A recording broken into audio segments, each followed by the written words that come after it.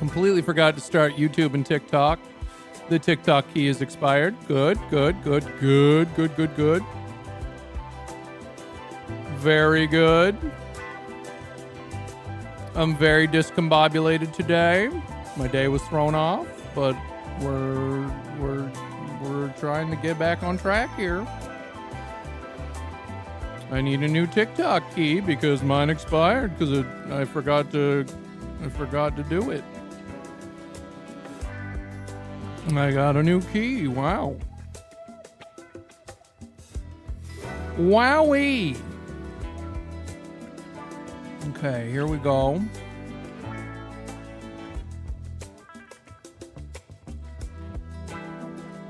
New TikTok key. Great. Now begin. There we go. YouTube's live. TikTok is now live. I'm a professional streamer, almost 13 years. You can tell. I got tape on my headphones. Classic.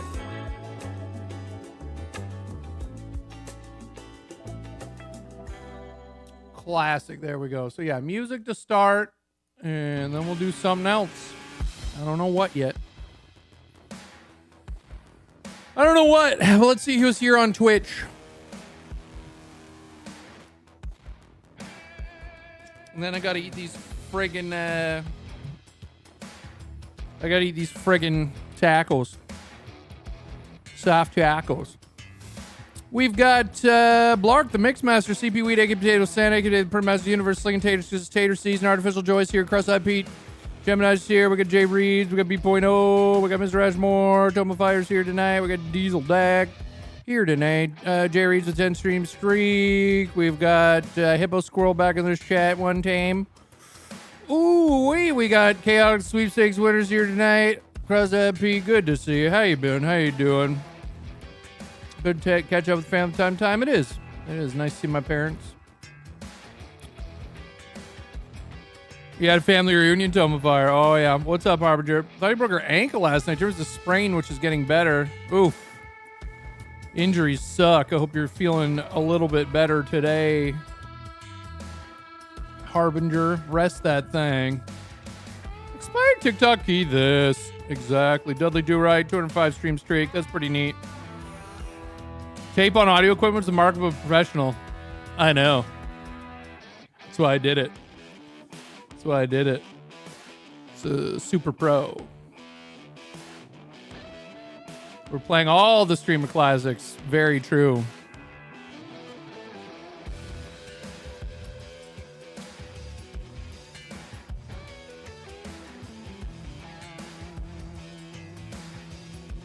Must be subathon time. I think we just dropped a bunch of subs. We did. We dropped 50 subs or 40, 45, 40 subs? 45? Must be subathon time. We'll start that on Tuesday. Not today, but Tuesday. Cake on your headphones? Yeah, tape makes more sense. What's up, Old Horror Show? Yeah, I like to slather cake on my headphones from time to time just to let it celebrate audio. I need to put something on the screen while I eat. I don't want to eat these friggin' things in front of you like this.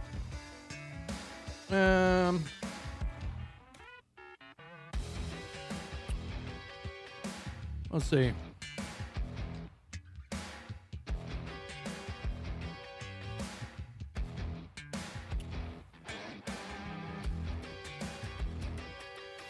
What do we got?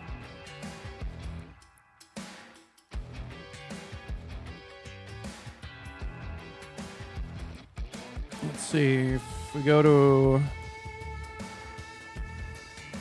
Can we go to clips? Do we have clips on our channel? What are clips on our channel? Let's see.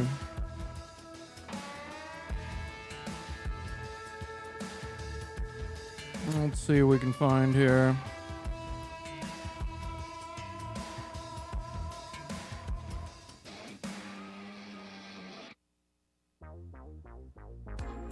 Videos. Clips. Top clips of all time.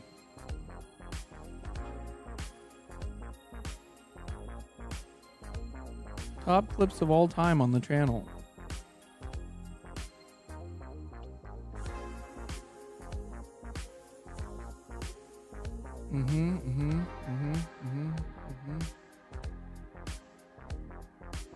Mike shredding his guitar.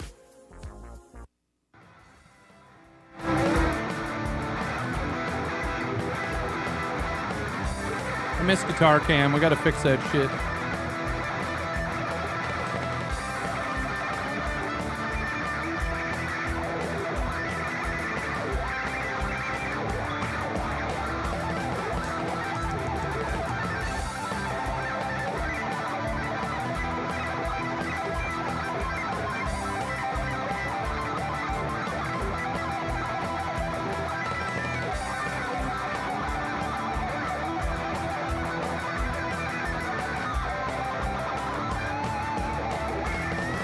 I don't know, Blark. I haven't put enough thought into it. I think I changed the camera to see if it was the camera and it didn't work. So might be the USB cable, the extension cable. I'm just gonna have to test it. That was me shredding a guitar one time. Okay. What else? What else? What else? Dev Revenge. Oh, yeah. I was talking about purple or something. I'm sorry, Coil. You really come to appreciate the accessibility on purple where you can just literally carjack people, which is realistic. And just take a fucking car. You go to jail a lot and you get pulled over a lot for it, but you have the option to just get a car and go, you know? Here I'm stuck with my... Oh, my God! I'm sorry, Coil. Coil, I'm sorry, please. I still love No Pixel. I'm sorry. Never mind. Coil just threw 20 cars at me. I'm sorry, Coil, please.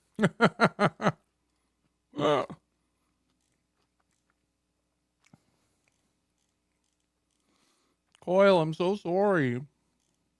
Oh my God. What happened here? Why are we way down here?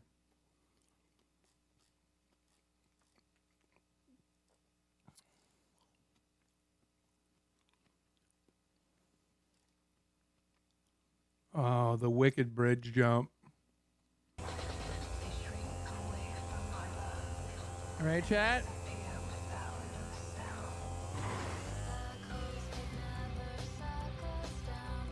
Oh! Oh!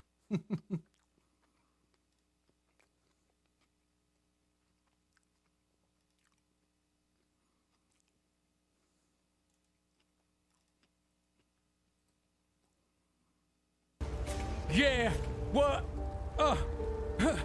Shit. King of evasion, motherfucker, you wanna fuck with me? King of evasion, motherfucker, and I'm walking free. I shot a fucking gun, class 1. The motherfucker, look at me, I didn't even run. Oh! Out of a boost, ran over a cop. Ran into a pole, but I'm not gonna stop. Motherfucker, look at me. DJ Hubcap set free. Oh, man, here we go. Walking back to the Billy. Oh, Hubcap Jones. Suck on these nuts and suck on my bone. Oh, DJ Hubcap, let's go. Motherfucker! Assaulting pedestrians after getting away from the cops. I'm running now, I'm never gonna stop. Yeah, running to the Billy, bitch. Here we go. Go over here and fucking switch my outfit. Yeah. King of evasion. One time. James Randall got skipped. Mama, ooh, didn't mean to make you cry, but you gotta come on this fucking bank job with us. Be a hostage, be a hostage.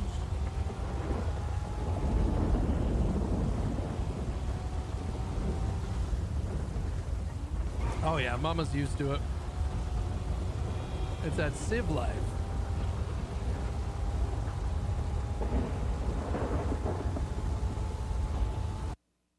No, you really shouldn't.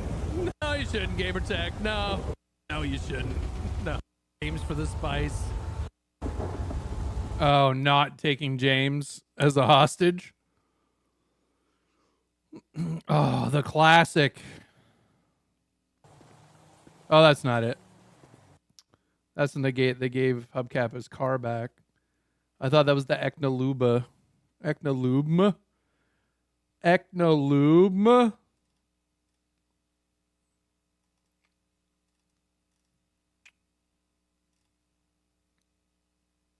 Echnolube?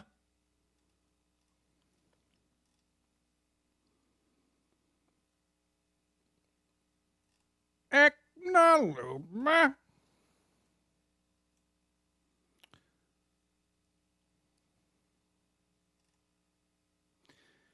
Echnolube? Mox rocks in the chat.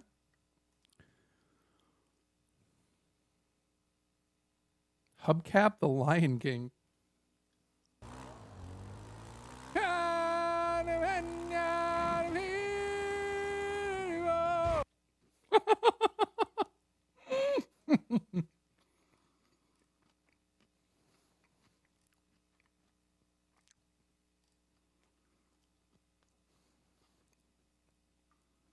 You can't hear fire. I hear fire. Is it your scooter? How can you hear fire? That doesn't make sense. What do you mean? Of course you can hear fire. You hear fire. It's fire. Fire makes a sound. Yeah, one combo. Flamer? You gotta swipe. Just call me a big flamer.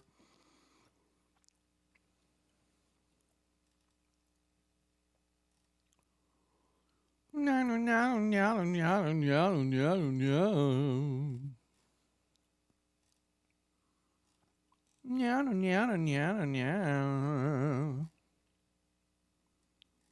No, no, no, no, no, no, no.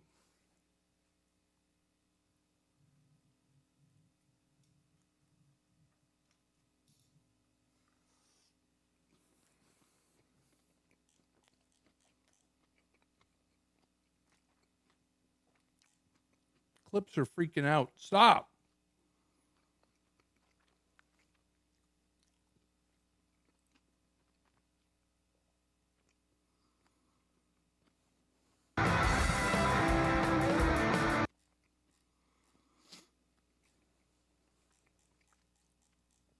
I don't know what they're doing. It just keeps like auto loading more and more, too much.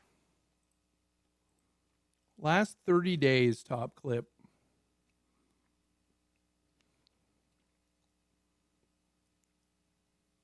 Supportive grandpa hubcap.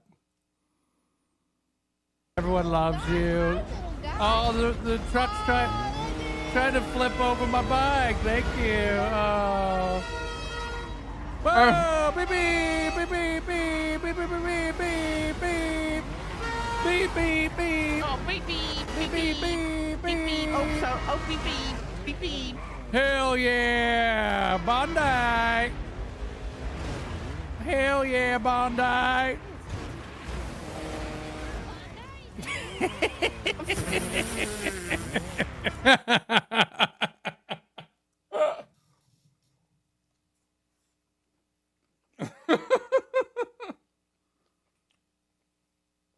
Anyone else would have got fucking shot in the head for that.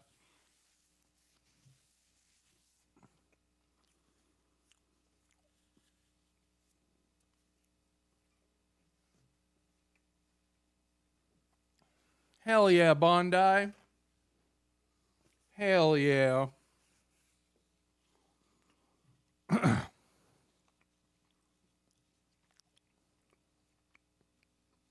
want to go up the mountain. I don't even fucking care. I'm gonna get there. I'm gonna fall.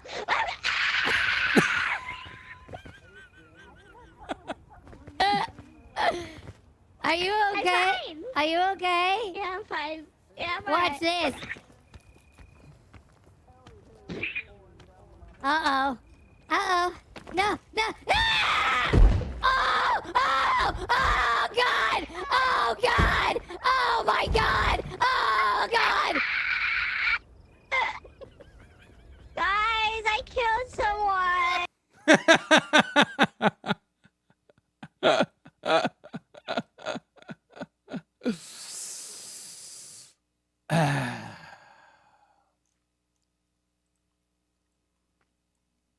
Show me the belt on your seat.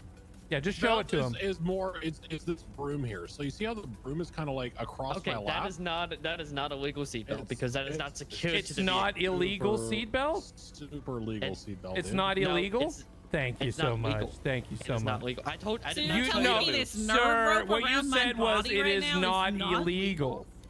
Not illegal seatbelt. Is That even means a thing? legal. Not a legal seatbelt. Oh, a legal seat. It's a legal What's the seatbelt. difference between illegal and illegal? I don't get paid enough for this.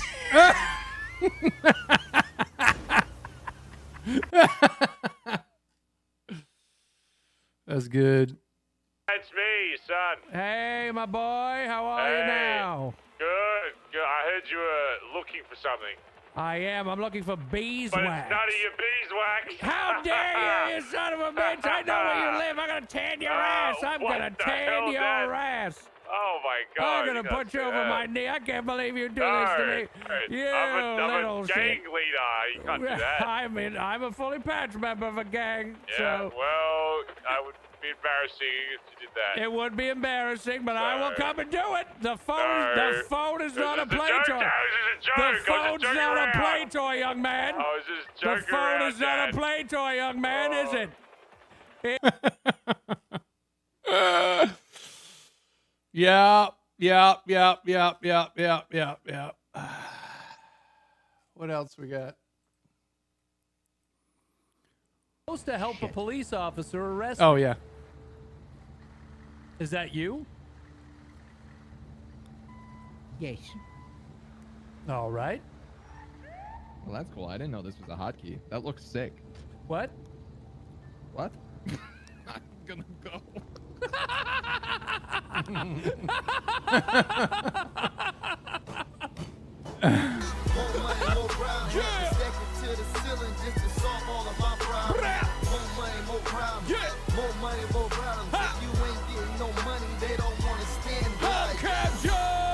Jones! Yeah! Woo!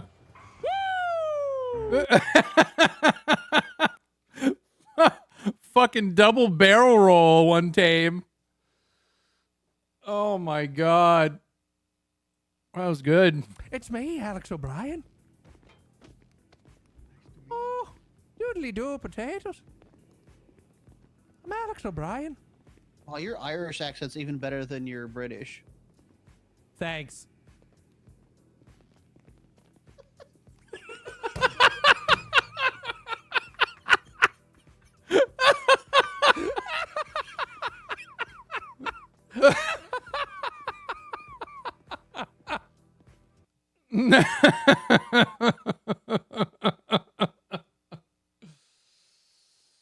Oh. And away we go.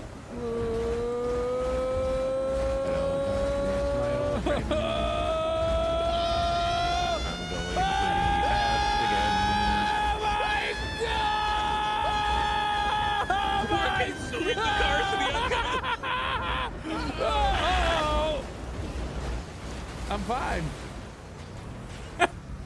Thomas is not. I can see a lump on the road back there. You went clunk. Like that. I gotta leave break. That was good. That was good. All right, I'm just about done eating here, chat. We can get to the music.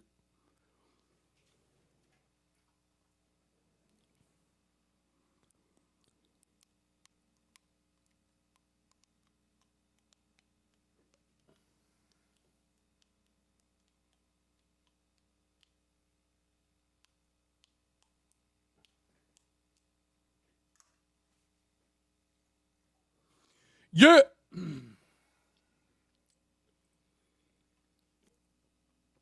Oh God! Good thing you're a driver. Oh, right. You know, I thought we were gonna die. I thought we did die and then we were in heaven or something. Oh. Truck no work no more. No. Wait. Wait. Wait. Wait. I shit myself. I mean, Truck work again. Hubcap shit himself. That was that him. was me. Yeah, I think I sorry. shit everybody. I shit in my own pants for a change. Absolute pandemonium. You see the tunnel when you die? Yeah. At the end of it? Yeah.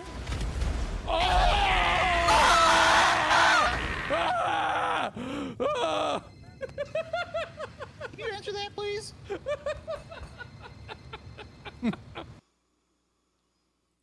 We have times that are funny.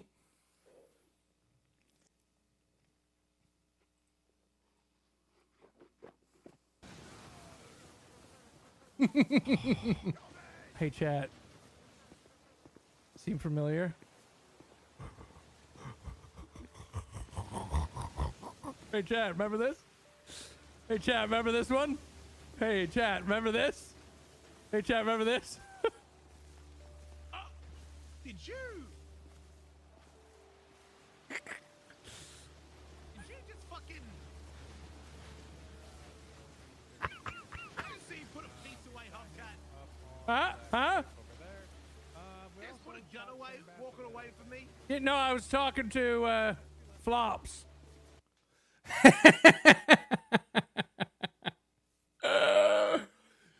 Spicy. One time. Spicy one time. Oh man, my eyes are so full of allergy today. Oh, they're so swollen. Oh.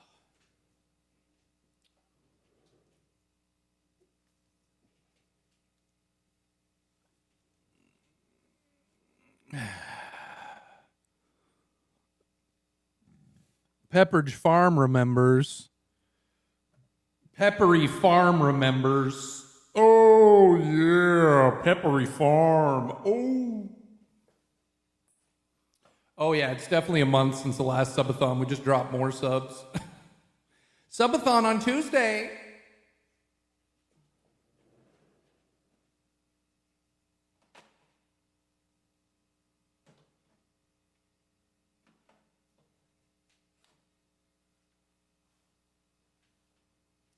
Tuesday Scrubathon.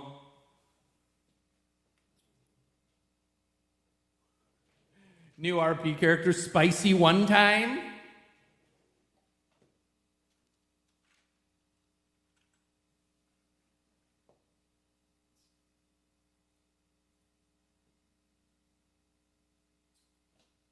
Sha-la-la-la-la.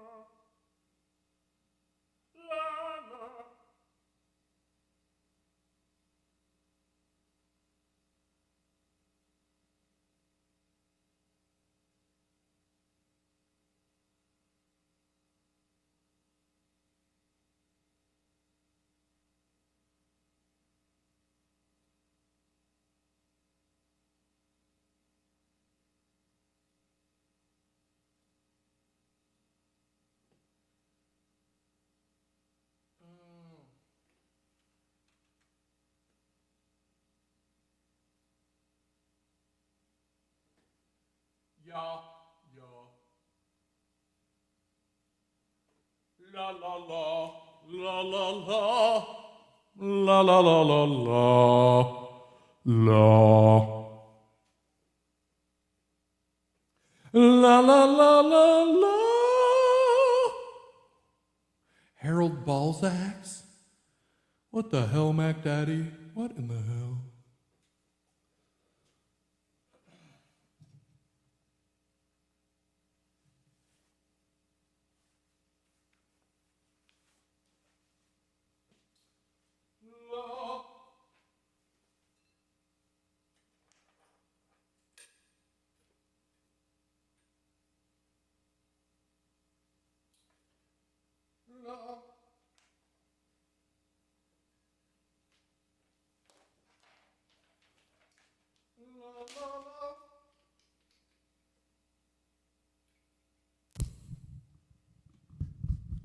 La la la la. La la la la la la la la la la la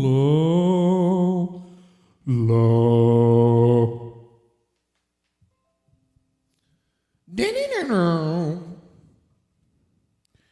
Java updated available. Thanks, third computer. Make sure to update your Java.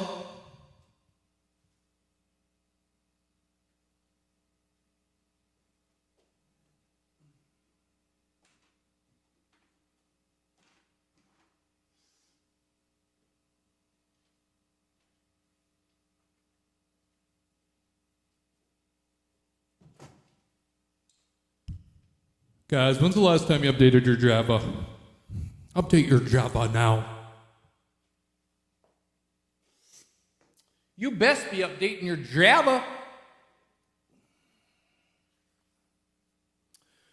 Update your Java immediately. Hi, Proc Sister. Oh.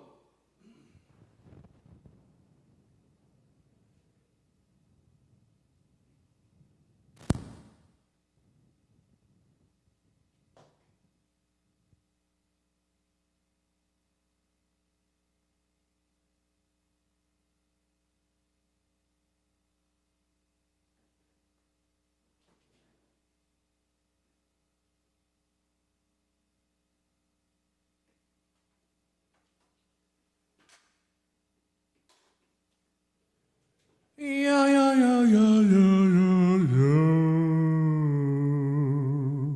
About 3 hours ago, you have a Keurig. What do you mean? You had some coffee?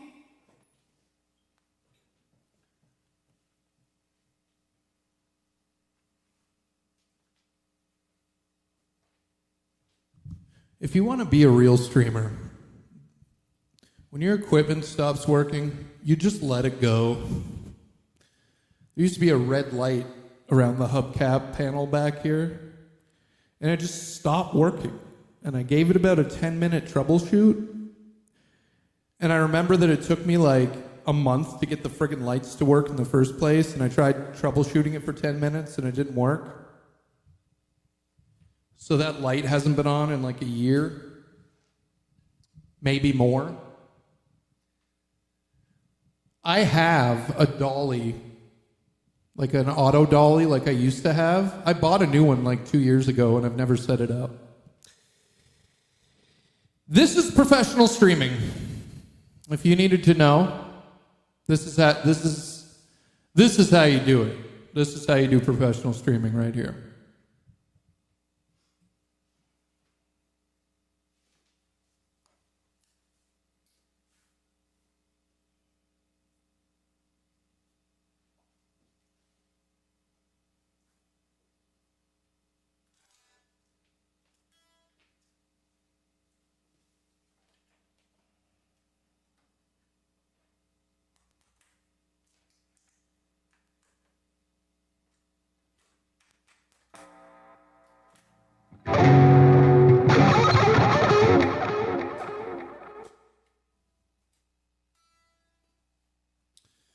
The best way to stream professionally is to do your best. And yeah, the battle against entropy never ends. That's too true. Very true.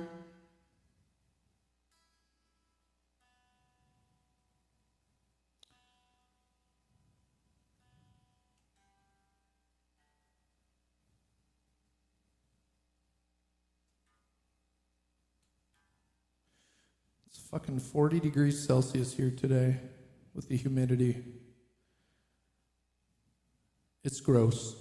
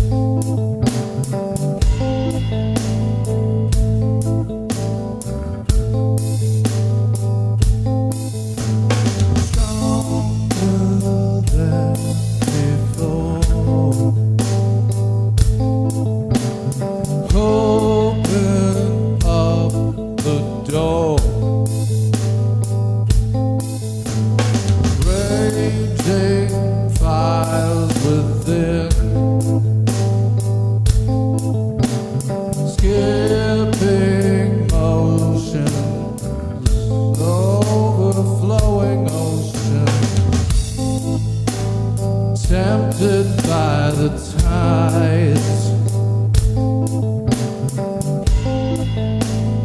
What is left inside? Fear the end of time, for it's coming now. This is not the sublime you thought it was. Sharing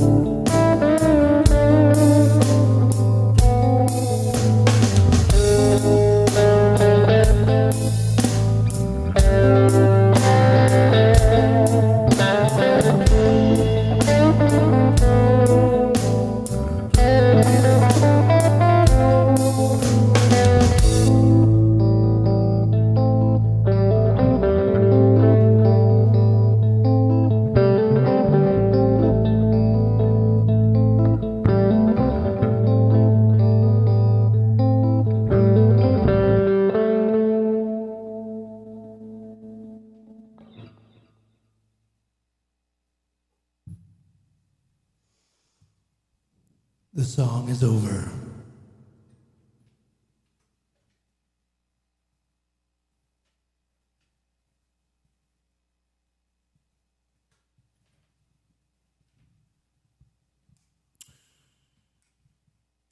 That's a song. We did it. Welcome. Welcome to the music. Music is a song, and it's for you to listen to. And that's what we just did. I hope you liked it. I hope you thought, wow, that's music one time.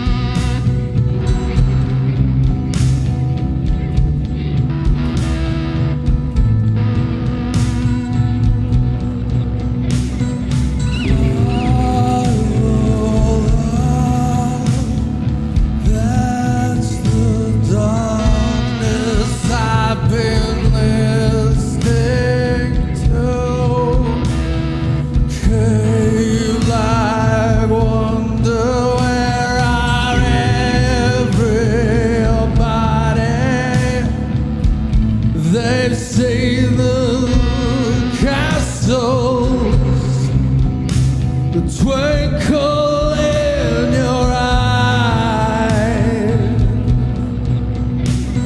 That everybody's grown up, everybody followed plans that they laid out for us. The bruise in the road, the awful load we bear, they keep pushing us forward into the dawn of our lives. The twilight's twinkling out.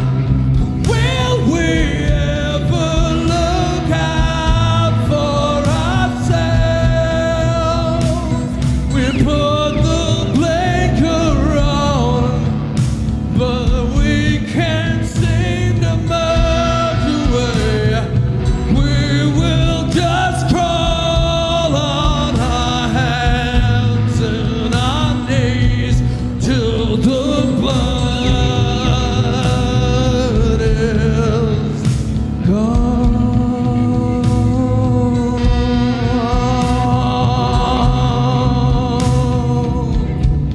The blood is gone.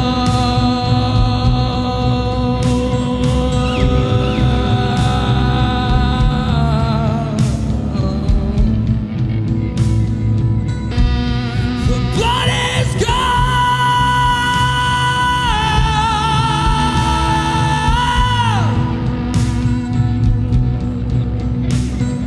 Rip and tear out of my skin, but I'm still holding on.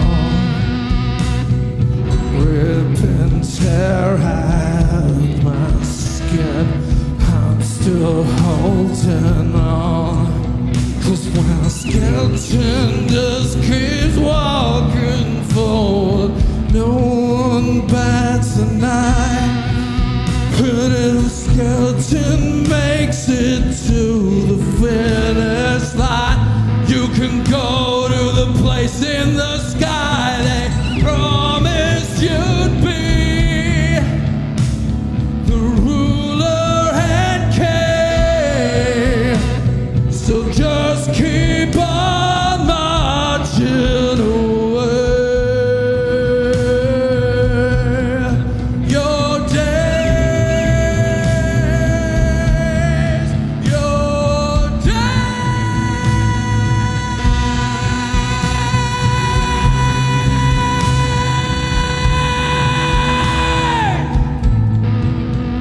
Keep marching away.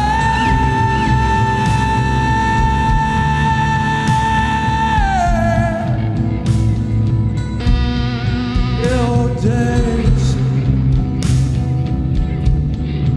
your days, your days.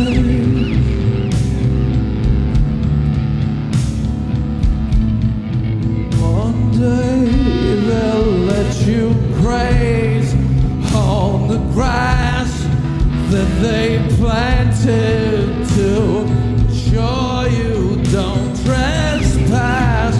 And maybe you can have your fill before they take you behind the hill and take their meat. That's what they need you for. Take what they need. Take what they need. Take what they need.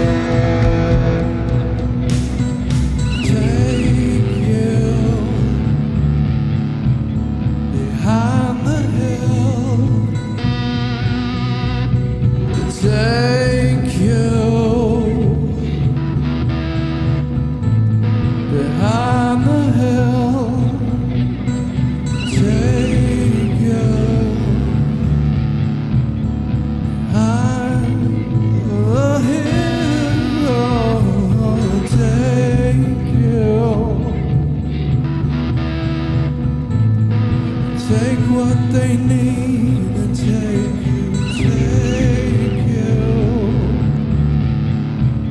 behind the hill.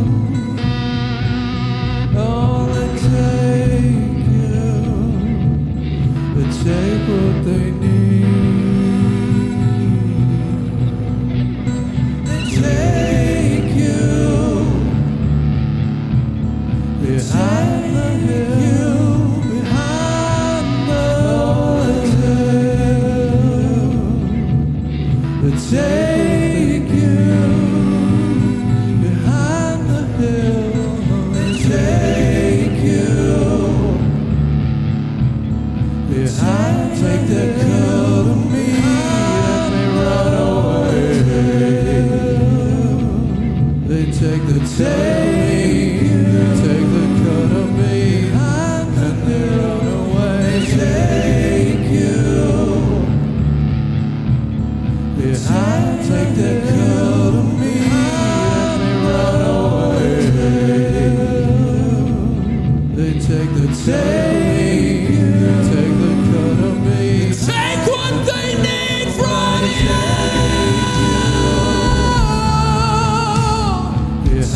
Take what they need. They take you.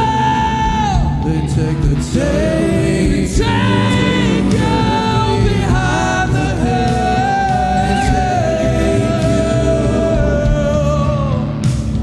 Take that cut of me.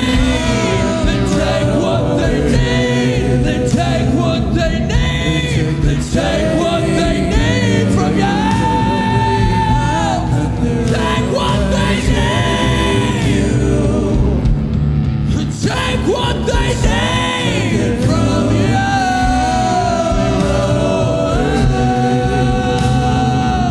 They take the take what they need. Take what they need. Take what they need.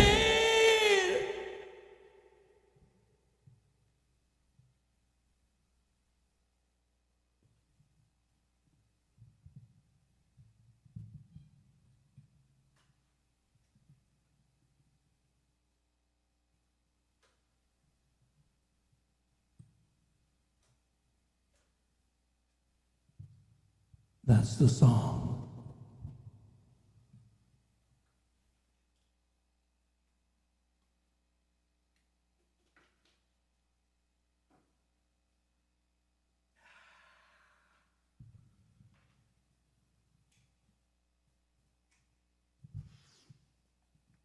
That was it. That was a song one time. Thank you. Thank you so much.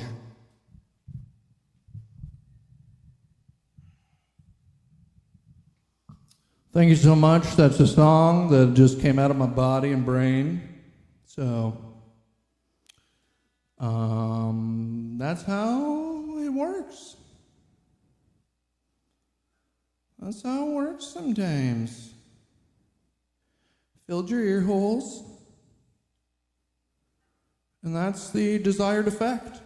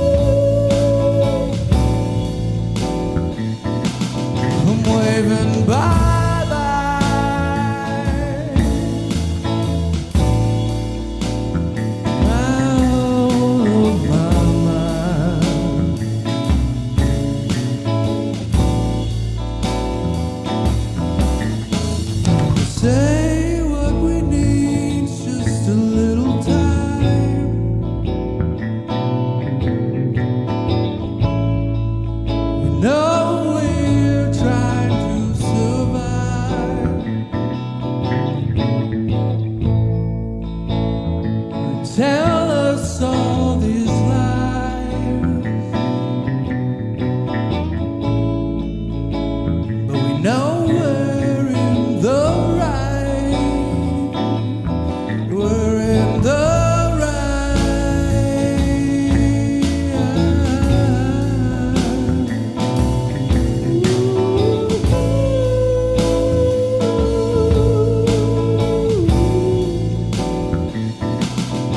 gonna survive.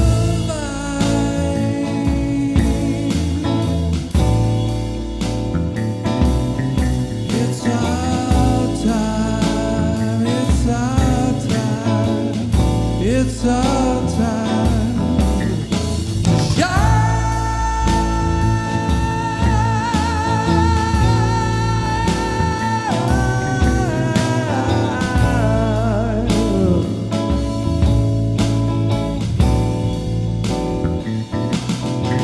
Let it shine.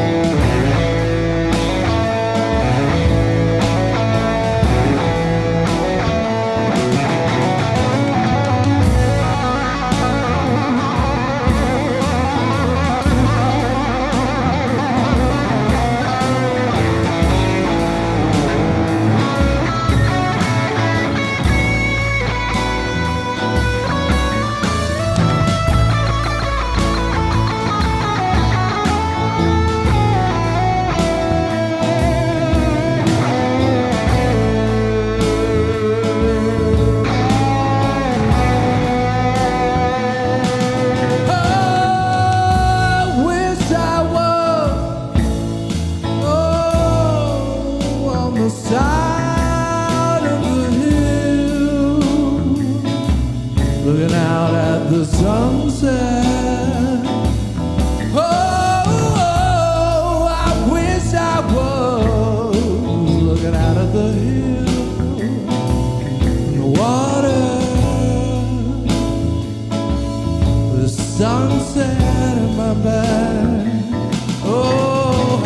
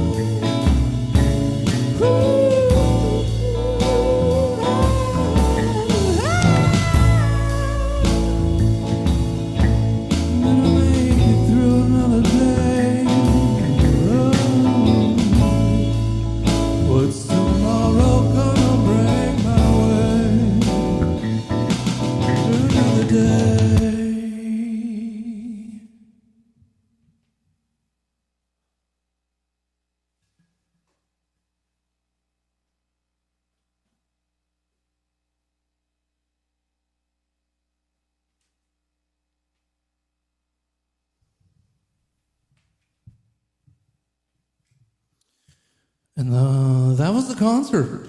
That's it. We did it. We did a concert. I hope you enjoyed those songs. Those are the songs. Those are the songs that I did. They're done. That's it. That was the music I made for Sunday. I hope you enjoyed it. Hope you enjoyed the music time. And now it's time to shut her down. Shut her down. Shut her down. Sometimes you just gotta shut her down. And you take your little curtain here and you pop it up on a nail. Then you tuck in the other part of the curtain like this because you're a professional curtain tucker. Okay, so your cats can see out the basement window. Very good. Okay, the drum machine will shut off itself after a time. You open the door so it's not 700 degrees in here. I'm so sweaty. Oh, shut up. The music's over. No more music. You gotta delete the tracks so it's ready for next time. Okay, then you put the microphone in here. And then you unplug the microphone.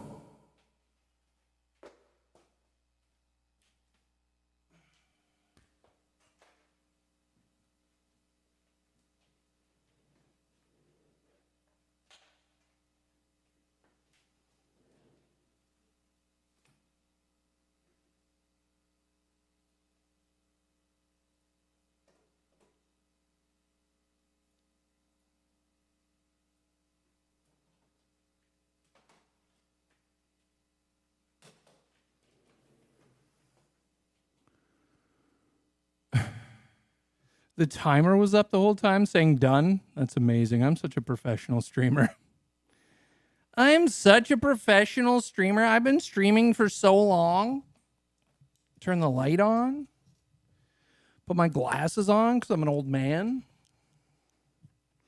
The light comes back on because it's the way it works. Oh, I take these off because they're not the headphones I wear. I wear them when I'm on the stage or when I'm just playing games and stuff. But there's a delay if I'm talking into the wireless headphones, and I can't have that. So I'm going to put on my ratty, broken-ass headphones here that are wired and in real time. Perfect.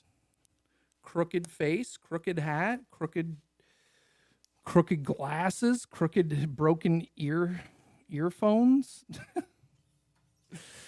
I hope you enjoyed the music. We did it. We did a music time together. Wowee. Look at us do some music time. I'm sweating. I got some sweat going on, a little sweat. I sweated it out for you. I hope you like the music.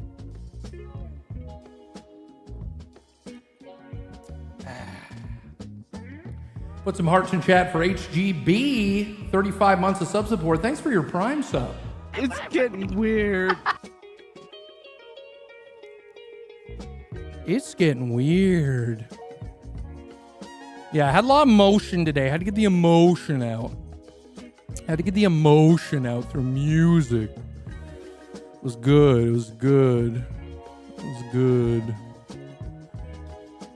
Very nice. Now I'm very nice and sweaty. Fucking broken ass shit. Now what? That was 2 hours. Now we got 2 hours to go. What's the first thing that comes to your mind? We could log into NoPixel and drive around as Hubcap. Why don't we put some friggin' hearts in chat for the one only Blark coming in with a 5 bomb? Hearts in chat for Blark. It's getting weird. It's getting weird. Hell yeah. Variety. Chase your bliss. I'm sweaty. I don't have any bliss right now, Allie. I hate being sweaty. My parents wanted to sit outside when they came and visited me today, and it was 40 degrees with the humidity, 40 degrees Celsius with the humidity. It was very humid. And I was very hot and very warm. and very sweaty, and I do not like the heat or sweat. I do not like to sweat.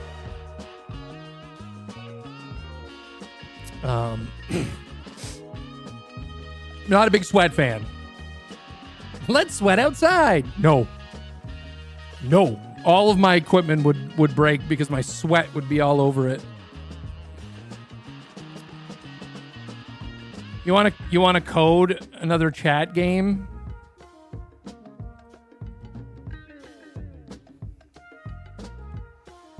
We can use Gemini AI Studio like we did before.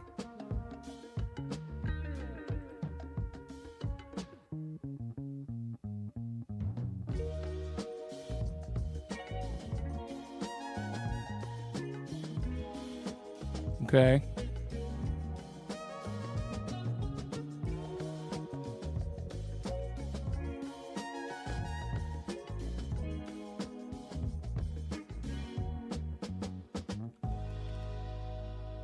Oh.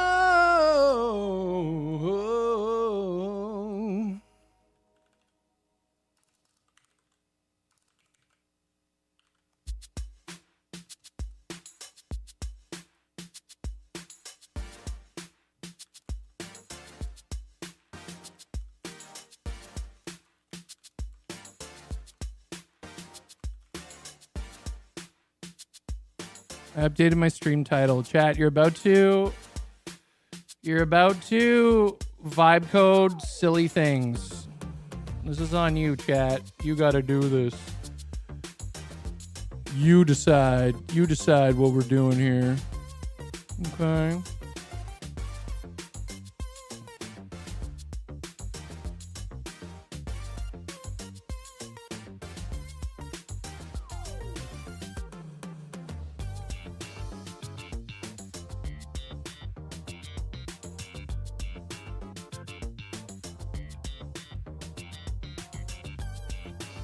That's so gross, Beef Point oh. That's so gross. I'm so sorry. I'm so sorry going through that heat. We are too. It's really nasty. Ask the vibe code environment. Ask what the vibe code environment wants to code. Hi, Gemini. This is the name of the... I'm not talking to you in chat, Gemini, but I'm talking to the studio. The name of the model's called Gemini 2.5 Pro. Hi, Gemini. I'm Mike. I am a Twitch streamer from twitch.tv/Mike the Bard. I'm live right now with my chat. They are watching this. They want to ask you what you want to code for us today. So, what do you feel like coding?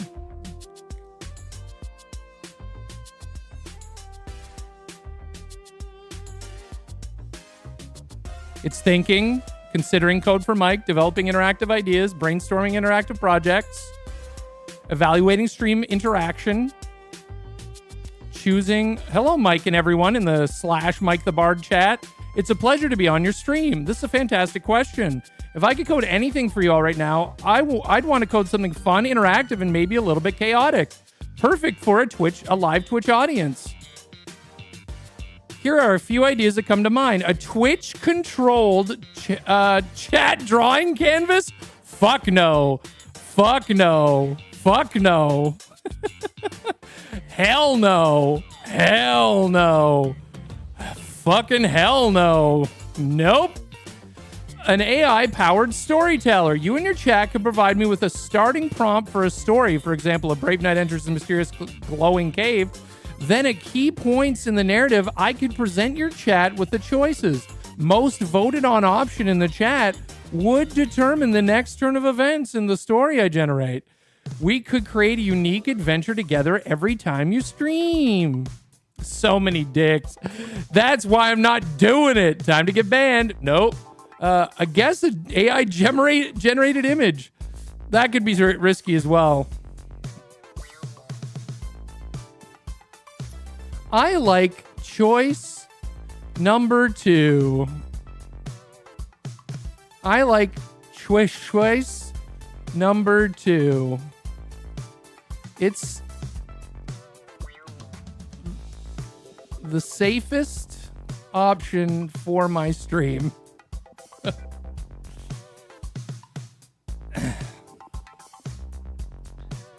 Excellent choice, Mike. An AI-powered storyteller is a fantastic and safe way to create a unique and engaging experience for your community. Let's get started. To begin our adventure, I need a prompt from you in your chat. What should be the opening sentence of our story? Give me something to work with. It can be anything from a classic fantasy opening to a bizarre sci-fi scenario. Once you provide the prompt, I will generate the first part of our tale. Then I'll present you with a few choices for what happens next. You have your chat vote on their favorite option, and we'll continue the story from there. I'm ready when you are. What's the beginning of our story?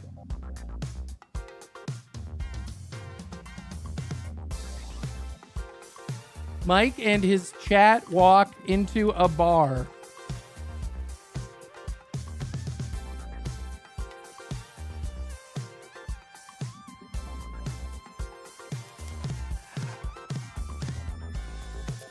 Mike, known to his followers as Mike the Bard, strode into the Salty Siren, a tavern known for its questionable clientele and even more questionable ale. He wasn't alone. Floating around him like a swarm of spectral, meme-loving bees was his chat. They weren't visible to the naked eye, but their collective presence was a palpable force of chaotic energy, whispering suggestions and reactions directly into his mind. The bartender, a grizzled man with a mechanical arm and a permanent scowl, grunted as they entered. "We don't get many bards in here," he growled, polishing a glass that looked like it hadn't been cleaned since the last dragon sighting. "Or whatever they are," he added, gesturing vaguely at the empty space buzzing with invisible energy around Mike. The tavern was dimly lit, filled with grizzled mercenaries, shadowy figures in cloaks, and a few patrons who looked like they had lost a fight with a goblin and then decided to wear the goblin's clothes. A strange three-eyed cat watched them from a dusty shelf. What does Mike do first? A. Approach the grizzled bartender and order the most expensive exotic-sounding drink on the menu. B. Walk up to the largest group of mercenaries and ask if they have any quests for a legendary bard and his spectral companions. Or C. Go over to the strange three-eyed cat and try to pet it. Type A, B, or C in chat.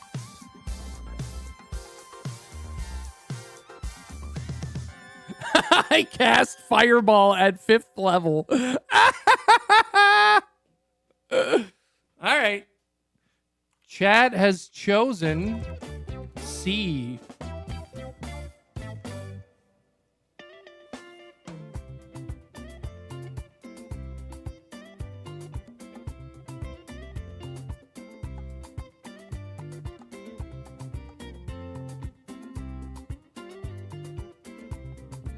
An excellent choice from the chat. Never ignore the mysterious animal in tavern setting. Trusting the collective wisdom of his chat, Mike gave the boisterous mercenaries a wide berth and navigated through the haze of pipe smoke toward the dusty shelf. The three-eyed cat watched his approach, its two outer eyes blinking slowly, but the third, central eye, remained wide and unblinking. Fixed directly on him. The whispers of the chat in his mind, my dyslexia is so bad right now. The whispers of the chat in his mind turned from a chaotic roar to a focused hum of anticipation. As Mike reached out his hand, the cat didn't hiss or recoil. Instead, it leaned forward, pressing its strange, furry head into his palm. The moment his skin touched its fur, a jolt, not of electricity, but of pure information, shot up his arm and exploded in his mind. The chat gasped as a single vivid image was shared with all of them simultaneously. A glowing blue crystal humming with a faint musical energy tucked away behind a loose stone in the tavern's fireplace hearth. The vision vanished as quickly as it came.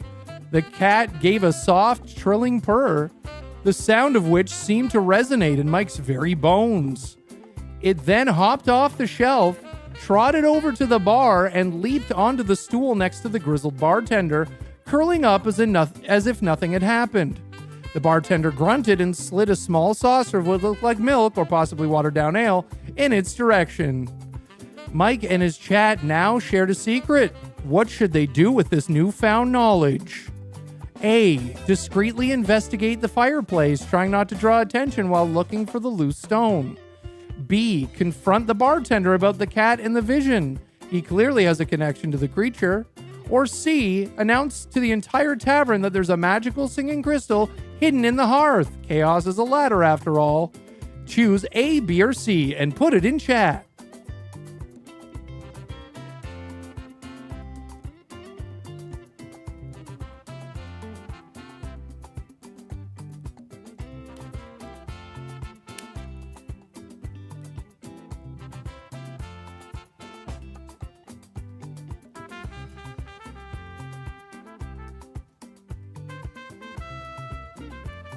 All right, we have more. The most votes was for C.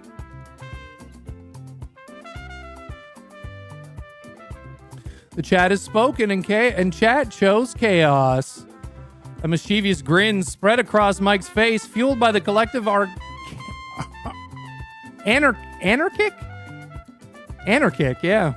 Collective anarchic energy of his chat. He took a deep breath, hopped up in the nearest empty table, and struck a dramatic pose that would make any stage performer proud.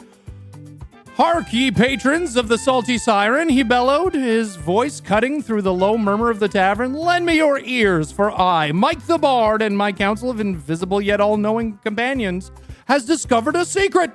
A treasure lies within this very room." He pointed with theatrical flourish toward the massive stone fireplace at the end of the room. "Behold! Hidden within the hearth lies a magical, glowing blue crystal that hums with the music of the cosmos." For a moment, there was a stunned silence. The patrons stared wide-eyed at this strange man standing on the table. The bartender's mechanical hand froze mid-polish. The three-eyed cat opened all three of its eyes. Then, all at once, the silence shattered.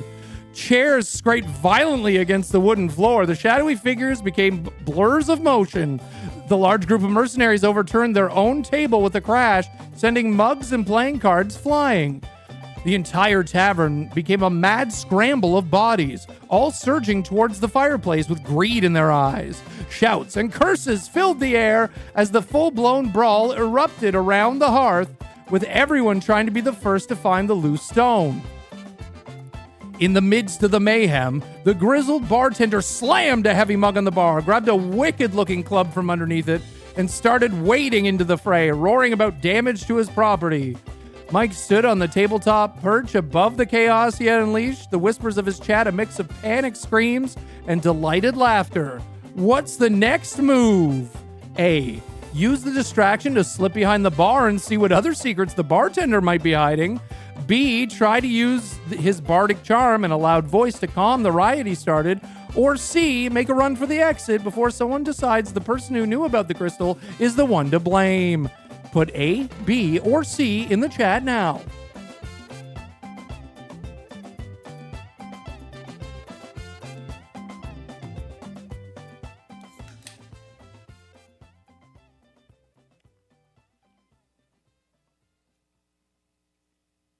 You like this more than words on stream?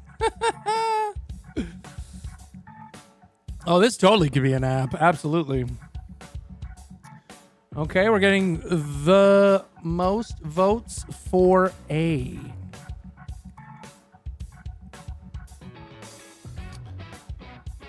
Wow, wow, wow, wow, wow, wow, wow, wow, wow.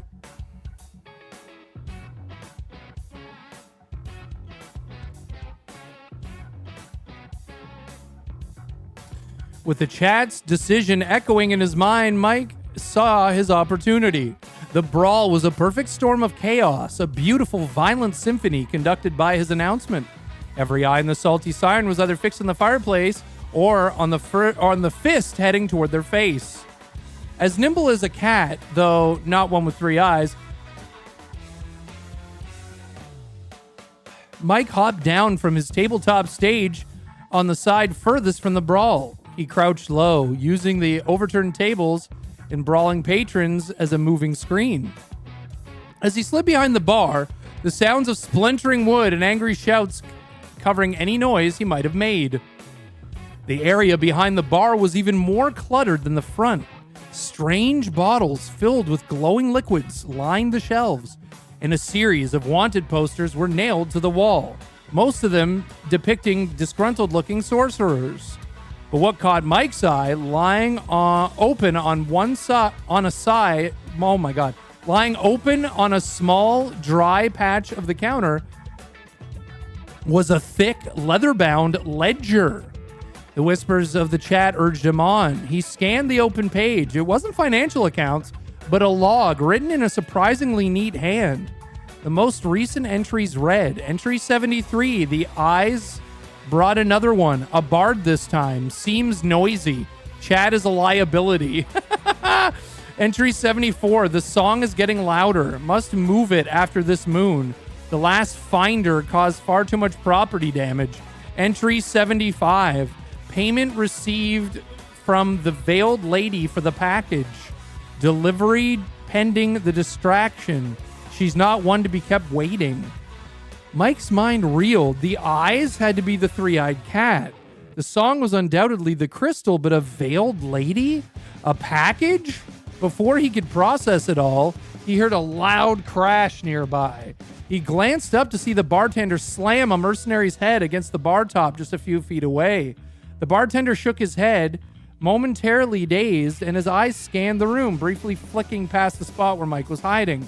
He'd be discovered at any moment. The chat is in a frenzy. What do they do?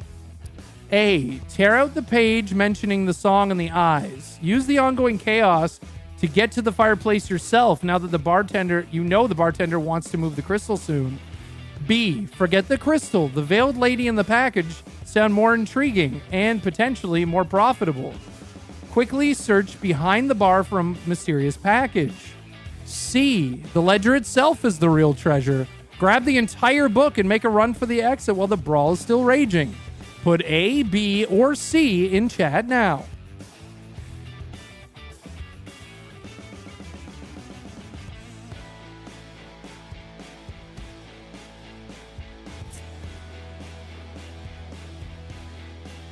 Chat chooses B. The chat's collective curiosity piqued. The crystal was interesting, but the mention of a veiled lady in a secret passage hinted at a deeper, more personal plot. The allure of the unknown was too strong to resist. Ignoring the ledger for the moment, Mike dropped even lower behind the bar, his heart pounding in time with the nearby impacts of the brawl. He frantically scanned the cluttered space beneath the counter. Amidst the dusty bottles, spare rags, and what looked suspiciously like a goblin skull was a small, unassuming wooden crate tucked away in the darkest corner. It wasn't locked. With trembling hands, Mike lifted the lid. The whispers of the chat turned to a collective silent gasp. Inside, nestled on a bed of straw, was not gold or jewels, but a single, perfectly preserved silver white feather. It was immense, easily as long as his forearm. As he stared, it seemed to absorb the dim light of the tavern, shimmering with an ethereal glow. It felt important, powerful. Suddenly, a woman's voice, sharp and as cold as ice, cut through the din of the tavern from directly behind him. I wouldn't touch that if I were you, Bard. Mike froze. Slowly, he turned his head. Standing at the end of the bar, having slipped in completely unnoticed amidst the chaos, was a tall woman. She was clad in dark traveler's leathers, and her face was obscured by a thick, silken veil that fell from the brim of a wide hat. She held a gloved hand outstretched, and in it, a small, ornate crossbow, loaded and aimed directly at his head. The veiled lady had arrived. The bartender was supposed to create a distraction for me to collect my property, she said, her voice dangerously calm. But it seems you've created a much more effective one. Now, step away from the crate. Slowly. The brawl at the fireplace raged on, completely oblivious to the tense standoff happening behind the bar. What is Mike's and the chat's move? A. Slam the crate shut and hold it hostage, demanding answers about the feather and who she is. B. Drop the crate and run, using the bar's cover to escape out back. A giant magical feather is not worth a crossbow bolt to the face. C. Address the chat out loud, saying something like, well, chat, this looks bad. Any ideas? To confuse the veiled lady and buy some time. Put A, B, or C in the chat now.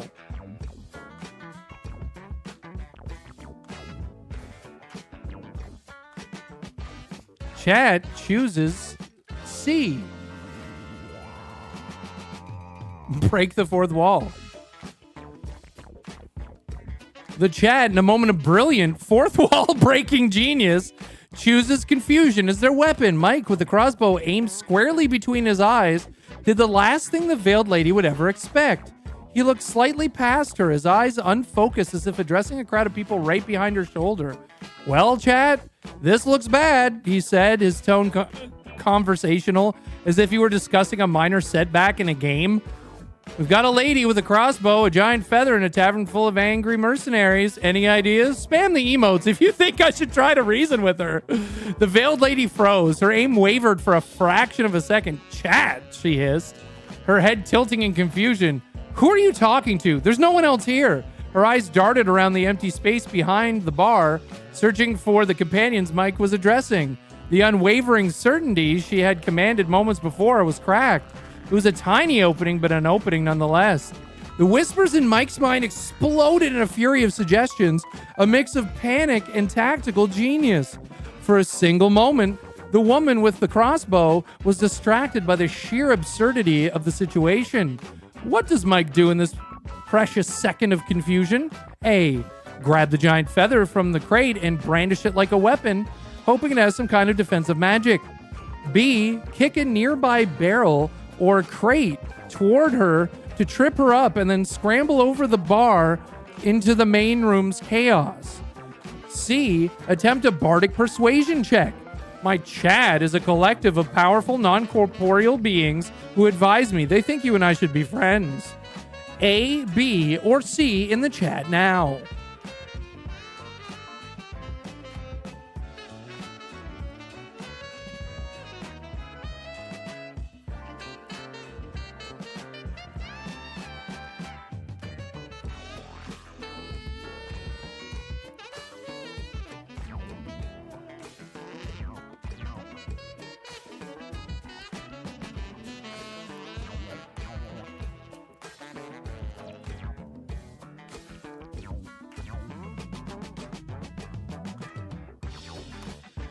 All right, looks like we got more C's than not. C is the choice from chat.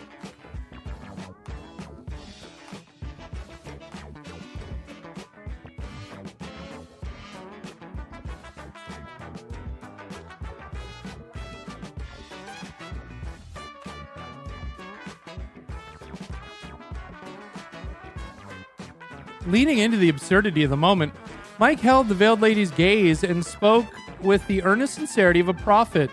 My chat is a collective of powerful non-corporeal beings who advise me, he explained calmly, as if this were the most normal thing in the world. They see all angles, all possibilities, and right now, their consensus is that you and I should be friends, or at the very least, allies. They're quite insistent, actually. The veiled lady stared, the crossbow held steady but her knuckles white. For a long moment, the only sound were the brawl and cracking in the crackling fireplace. The concept was so insane, so utterly alien, that it bypassed her training and went straight into disbelief. Who was this man? You're either the best liar I have ever met, she finally whispered, or you are dangerously mad. Before she could decide which, a massive mercenary came flying over the bar, sent airborne by a powerful shove from the bartender. The mercenary crashed into the shelves of glowing bottles behind Mike, showering the area in shattered glass and fluorescent alchemical liquids. Immediately following, the bartender vaulted over the counter himself. He landed in a crouch, pulling a second, smaller club from his belt.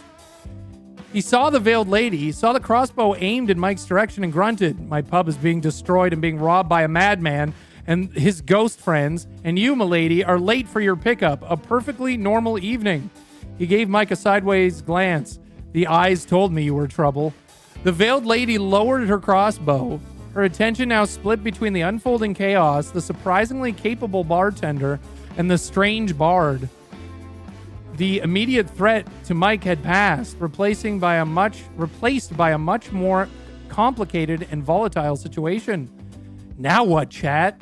A, he knows about the chat. Help the bartender fight off the mercenaries, proving your worth and forming a temporary alliance.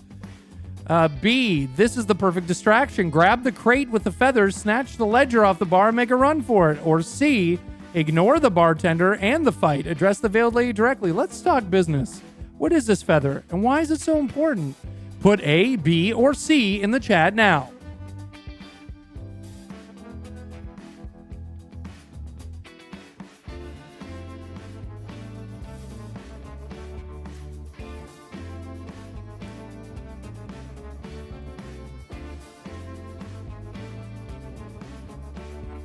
Most votes for C. With the immediate threat of the crossbow bolt to his head averted, and with the bartender acting as an unexpected grumpy bodyguard, the chat urged Mike to get to the heart of the matter. The brawl was just noise. The real story was here, in the tense space behind the bar. Mike ignored the grizzled bartender and the mercenary who were groaning amidst the shattered, glowing bottles. He took a half step toward the veiled lady, his hands raised in a placating gesture. "Okay, let's talk business," he said, his voice cutting through the chaos. "No more threats, no more talk of ghost friends for a minute. You're here for this," he gestured at the open crate, "and it's clearly more than just a feather. What is it, and why is it so important you'd risk walking into a place like the Salty Siren to get it?" The veiled lady remained silent for a moment, her head tilted as she assessed him. The bartender, meanwhile, used his club to whack a mercenary who was trying to crawl over the bar, sending him back into the fray. "That," the woman said, her voice low and serious, "is a feather from the wing of a griffin, a specific griffin, one that was thought to have been lost for centuries." The bartender grunted in agreement without looking away from the brawl. "The last of its line, and that feather is the key to finding its nesting ground." The veiled lady nodded. There are those who would pay a king's ransom for the location of the last griffin's roost. Some to protect it," she paused, her gaze intense, "and others to exploit it. I am in the former group." She looked from the feather to Mike. "And you, Bard? Now that you know, which group are you in?" Before Mike could answer, a loud, triumphant roar came from the fireplace. One of the mercenaries, a woman with a scarred face and a wild look in her eyes, held a glowing blue crystal aloft. "I found it!" she bellowed. She'd found the song. The brawl instantly stopped. Every patron turned to look at the woman with the crystal. The bartender swore under his breath. The veiled lady tensed. The path to the exit was suddenly very, very quiet. A. Declare that you are on the veiled lady's side to protect the griffin. The crystal is the distraction. The new quest is clear. B. The mercenaries now have the crystal. Announce that the crystal is the real key to the griffin's roost, not the feather, creating a bidding war and more chaos. C. Use this momentary silence with all eyes on the other side of the room to grab the crate and ledger and sprint for the door. Now is the time to escape with the loot and information. Which do you choose, Chad? A, B, or C? Me too, Mox. That's all I ever bought at Scholastic Book Fair was Choose Your Own Adventure.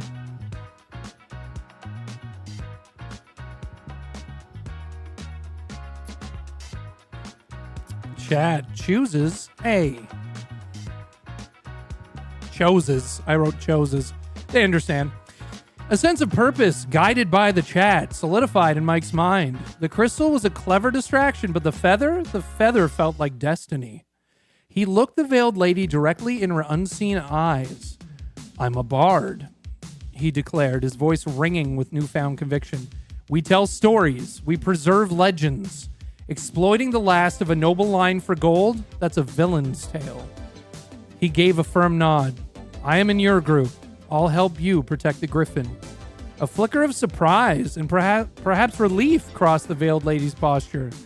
The bartender grunted, a sound that might have been approval. Good choice, he growled, keeping his eyes on the mercenary with the crystal.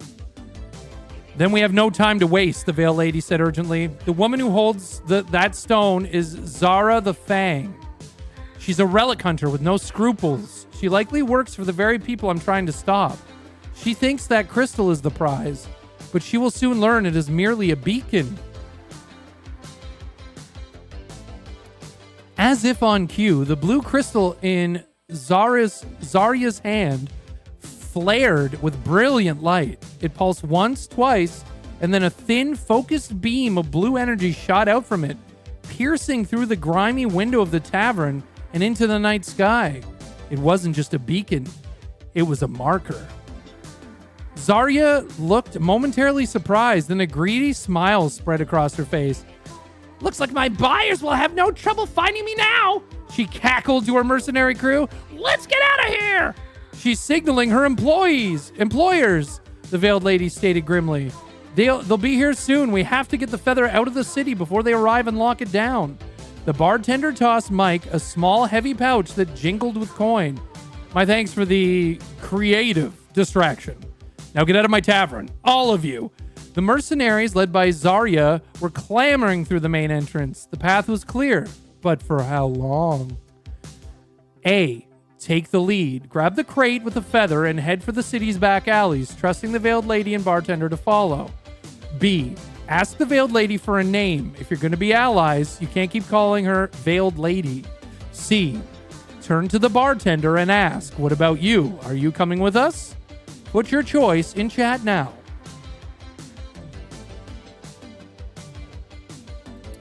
Oh yeah, Scholastic book fairs were friggin' incredible. They were something we always look forward to. A, B, or C in chat.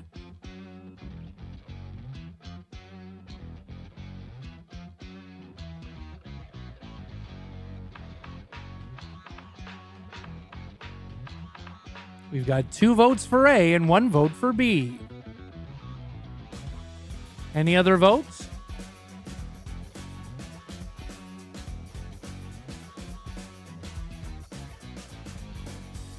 Three B and 2A, 4 Bs. All right, B takes it. B is chat's choice.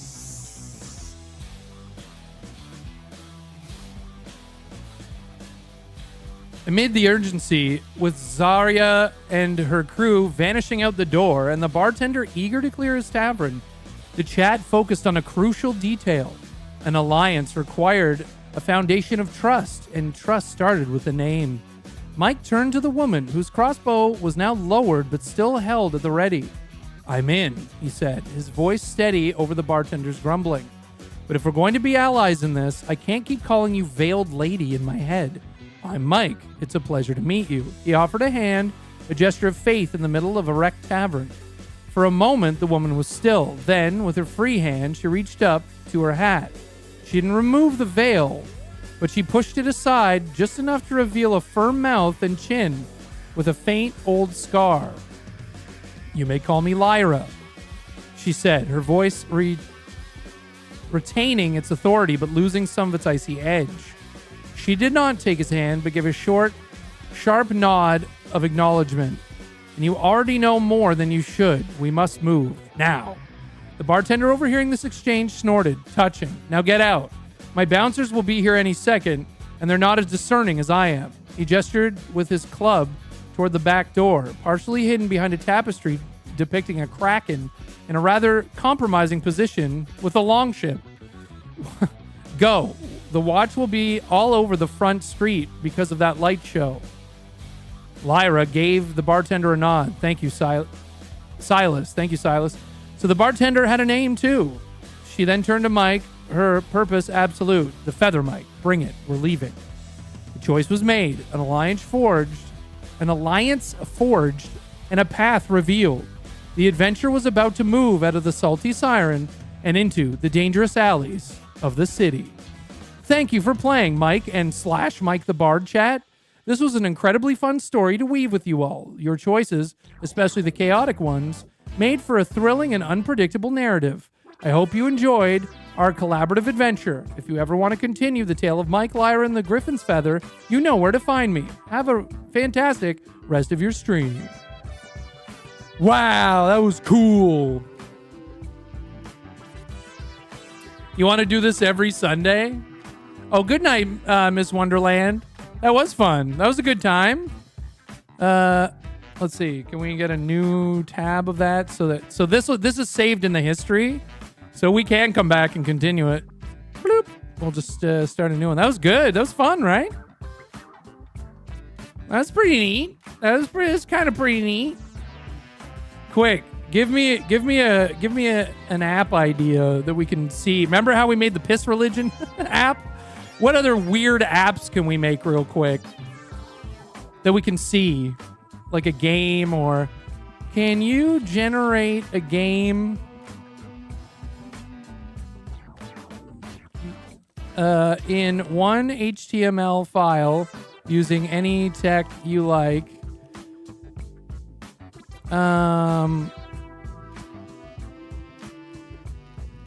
Where you have to throw... Oh my god, that's good. Where you pet baby goats in pajamas.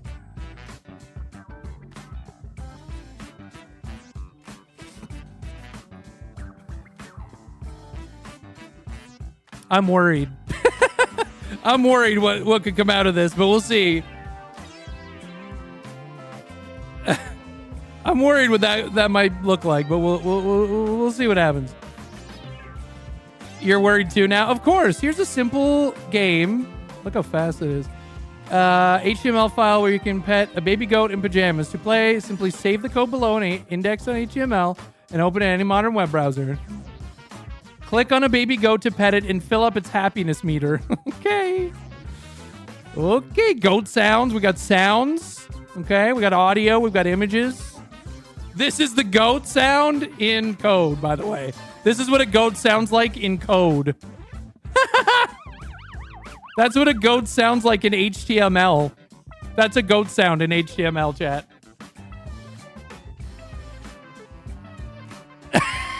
That's what a goat's bleeding sound is in HTML.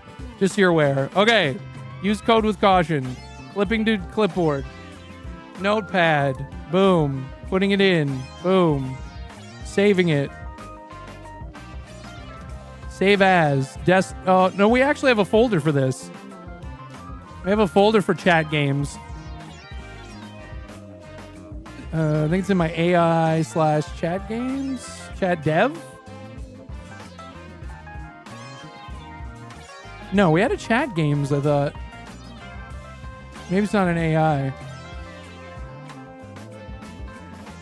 Where is it? Oh yeah, chats games.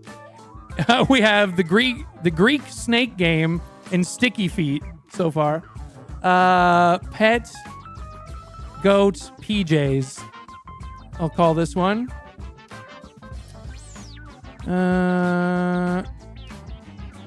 And we'll save it here. And we'll save it as pet goat PJ. Oh, what did it say? Index.html. Index.html. Saved. Okay. And then I need to go back into a folder and I need to double click on it. Chats games. You ready? I'm scared. I'm gonna look at this off screen just for a second. Oh, it didn't work. So Oh, it's so bright. So this is the baby goat in pajamas. This broken picture. That's petting the baby goat in pajamas. The baby goat is full of joy. You're a great friend. Can't hear any noise. Okay, we've got to give feedback. That's so bright. Where is... Yeah, okay. I've got the file here so we can copy and paste over it. All right, now we have to give feedback. Okay, feedback time. Please make it dark mode. There is no goat, just a broken image where the goat is supposed to be.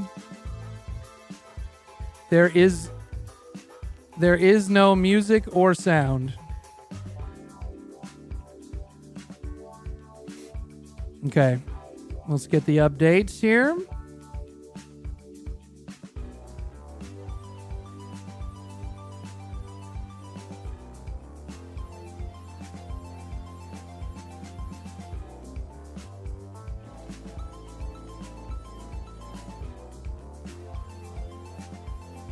Here's the updated code. Just copy and paste it.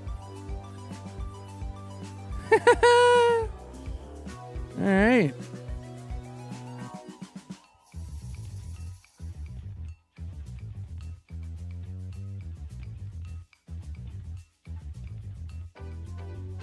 So that is the picture of the goat in HTML, I guess. What the fuck? Is it going to be ASCII? Like, what is this? Ah! It's like the goats screaming. You know the screaming goats? Wah! Wah! Wah! Wah! Wah! But that's just what it looks like. This is the sound. 73T, 73T, 73T, 73T. Could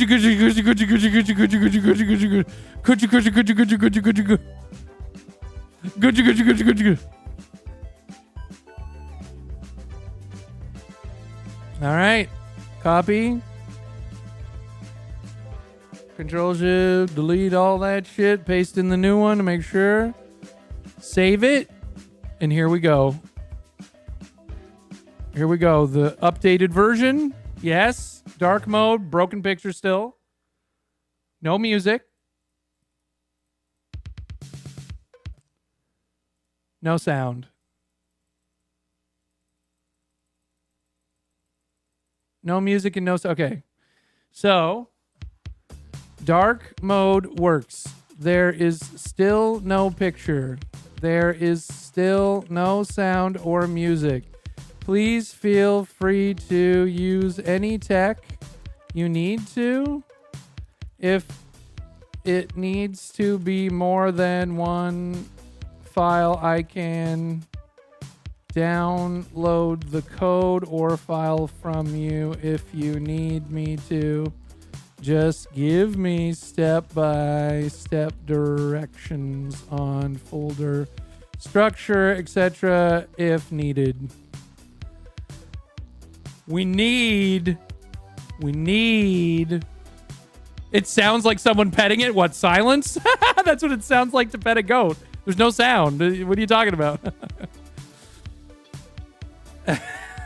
That's what it sounds like to pet a goat. There is no sound.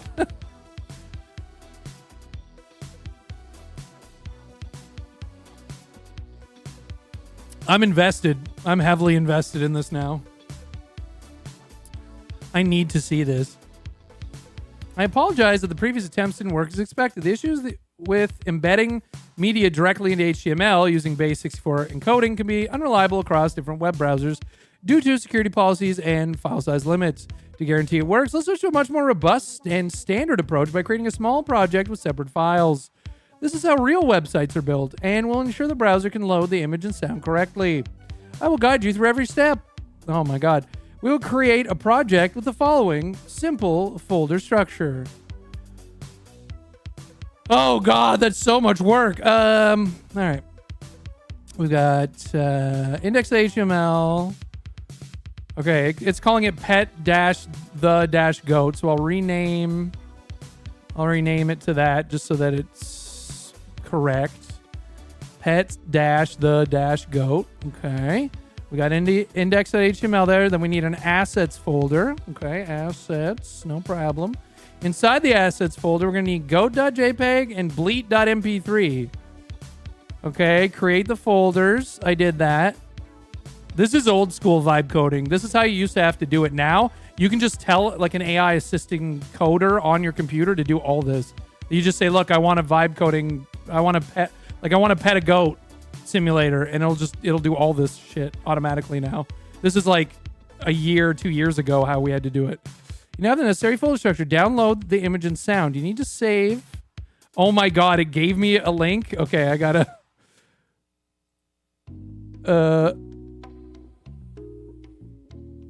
these aren't goats. It sent me to Imgur. It sent me to Imgur, but it's like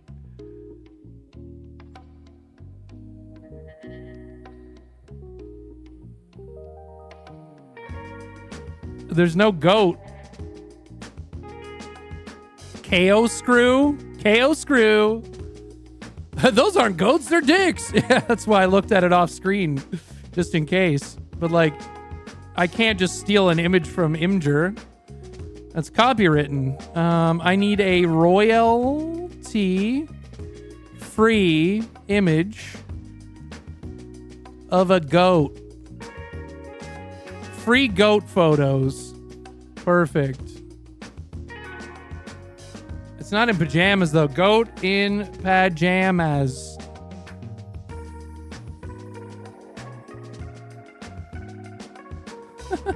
They don't have any of those. They don't have any of those on this website where it's free.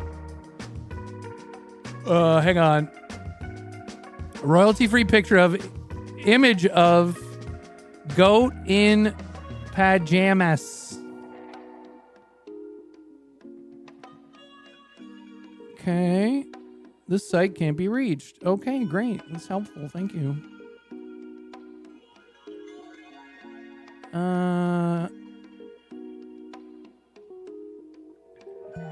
That's so weird.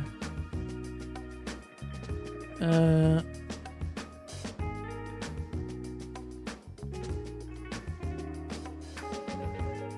that's okay. No.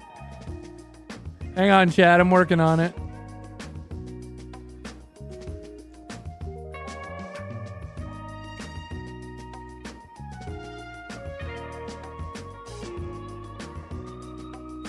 Okay, I got a royalty-free image, so this is fine to use.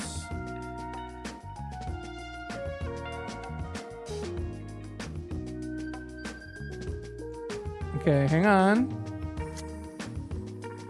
So, Chad's Games, Pet the Goat, Assets, and...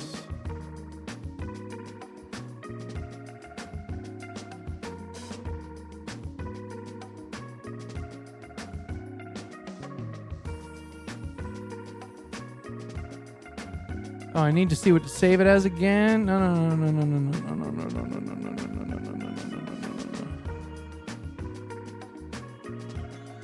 Goat.jpg. All right.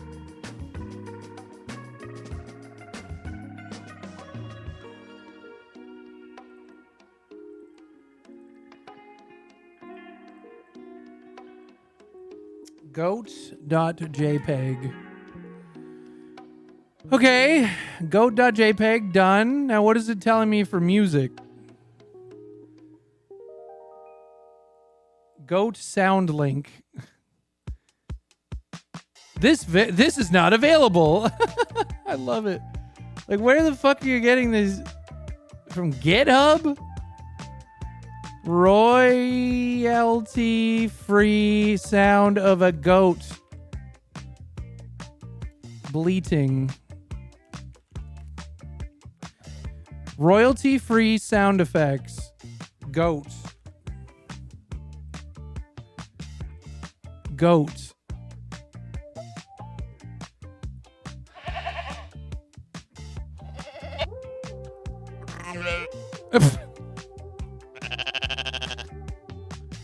Perfect.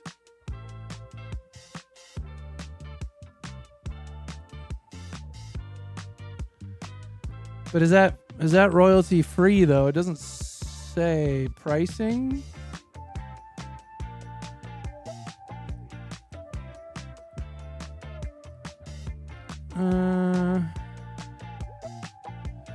Here we go. Free goat sound effects. I need to be shorter than that.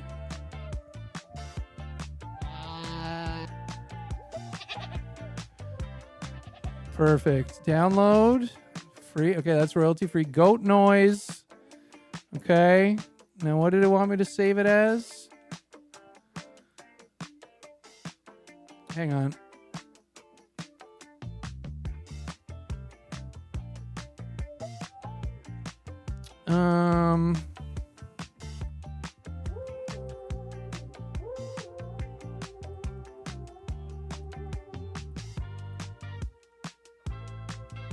Okay. Bleat.mp3. Bleat.mp3, okay? Your assets now, okay. I have that. Freegoatsounds.com. Okay, and then we have updated code. We'll copy it. We'll delete the old code. We will save. Not save as, just save. Why is it telling me to save as? Just save it. Save. Oh, it's because I changed the folder. That's why. I'm like, why is it making me resave it? Because I changed the folder name, so it doesn't know where it is anymore. That's why. Index.html. Yes. Okay, here we go. V3 version 3 of Pet the Goat.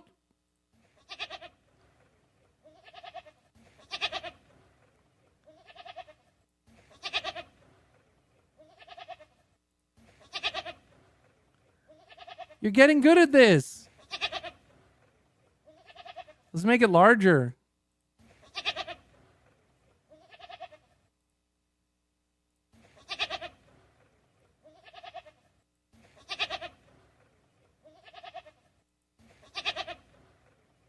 The goat is overjoyed.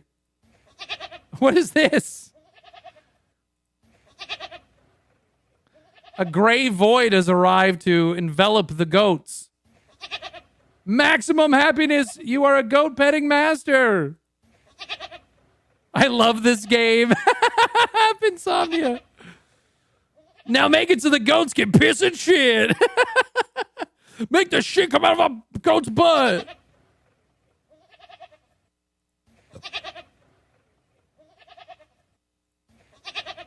C4, I'm not making it so you can take the goat's clothes off. I'm sorry, it's not that kind of game.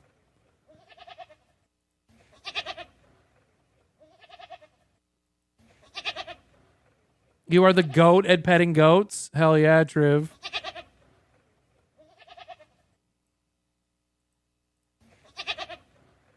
We did it, chat. We made the best game in the world. This game is the goat.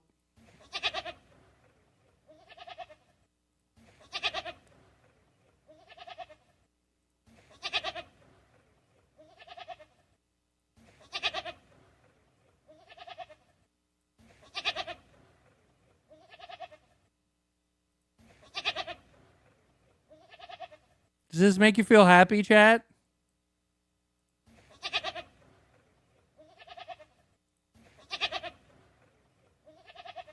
And no copyrights were harmed in the making of this game. That's right, because I specifically took the time to make sure the photo and the sound were the people that owned the photo and the people that owned the sound gave full permission for people to use them for whatever they want.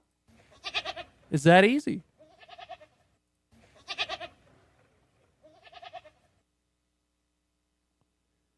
You feel maximum happiness? Good. We did it. We made a goat petting game. It's not pajamas, but it's as close as I could get. That's great. We did it. That's another game that we have. That's another chat game. Let's go again. Someone else say it can be a game or an app. Next. What's next?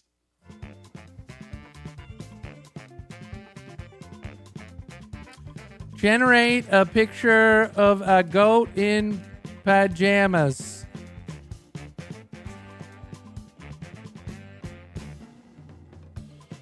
I'm sorry, I'm unable to generate images. However, I can describe one for you. We have to go to generate media to do that. Imogen. Actually, wait, go back. Go back.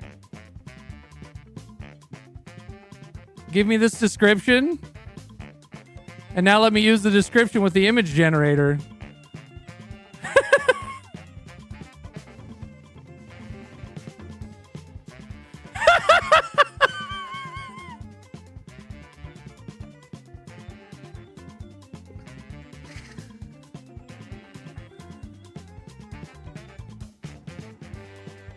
Ah! Where'd it go? Why did it regenerate? That was weird.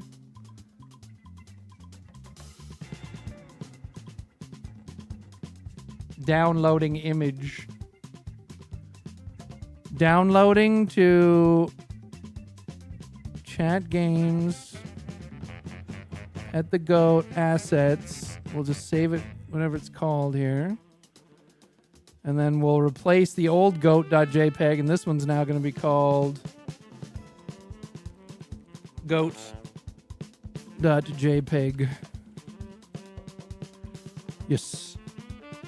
And then if you go back and you play Pet the Goat,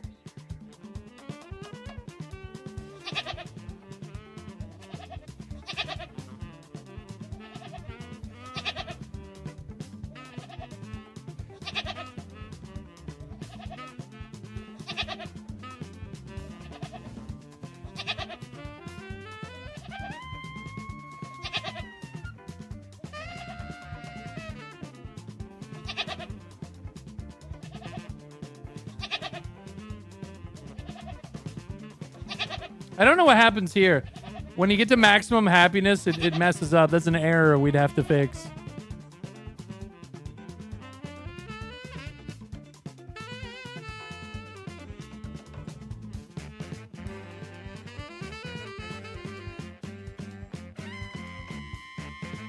Oh, it expands to the length of the text. You're right. You're right. So it has to do with the centering of the photo, yeah. Game of the year. Good job, everybody. Way to go. Can you make an app that cures boredom?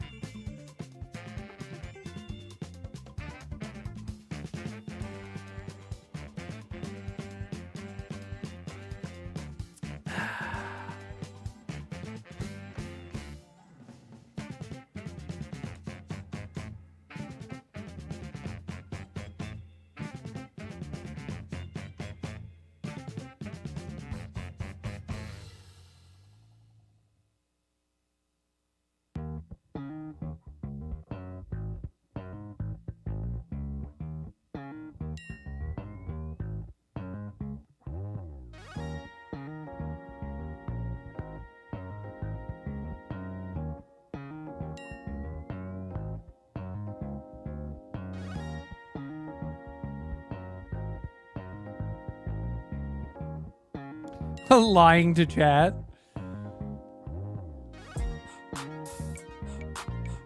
Did it freeze? I think it's frozen.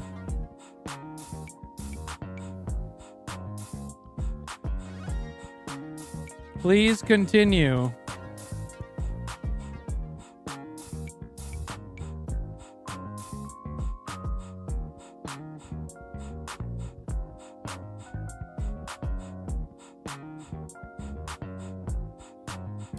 Darcidian. I think that confused the shit out of it. Of course, while I can't build the app myself, I can certainly conceptualize it. This sucks.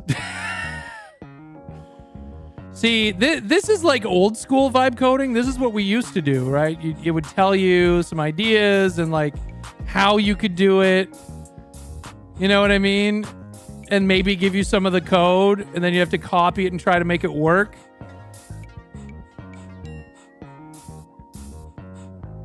Like, this is a business plan? Yeah.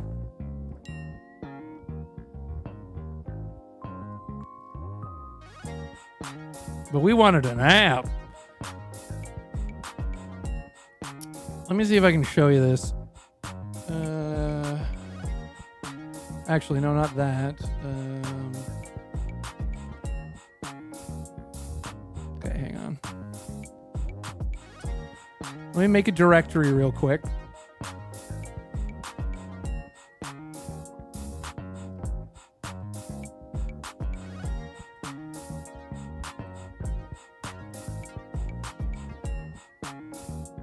What the hell was the Knife Fortune Ants game?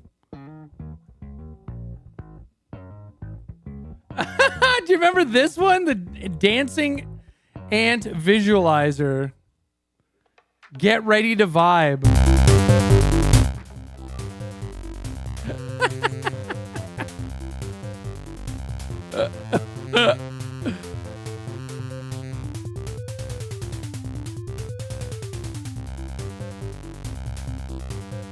Hey Joey, what's up? You love this session?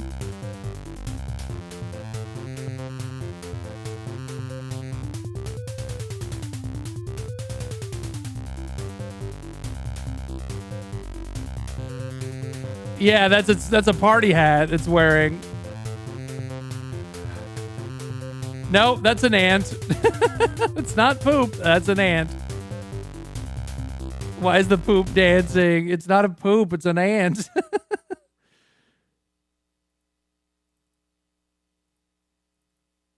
What? Let's see what the Greek snake game looked like. Snake Oracle's pie problem. Use the arrow keys and space bar. Avoid the pies and the brown sludge.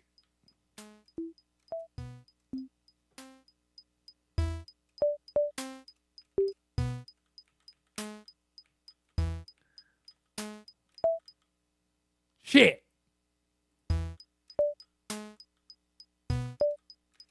Shit. Shit. It's raining piss, by the way. And the brown sludge it's talking about is poop. But it wouldn't help us if we called it that. So we had to call it like yellow rain. We had to call it yellow rain and like brown sludge, or it wouldn't help make the game. Ah, shit.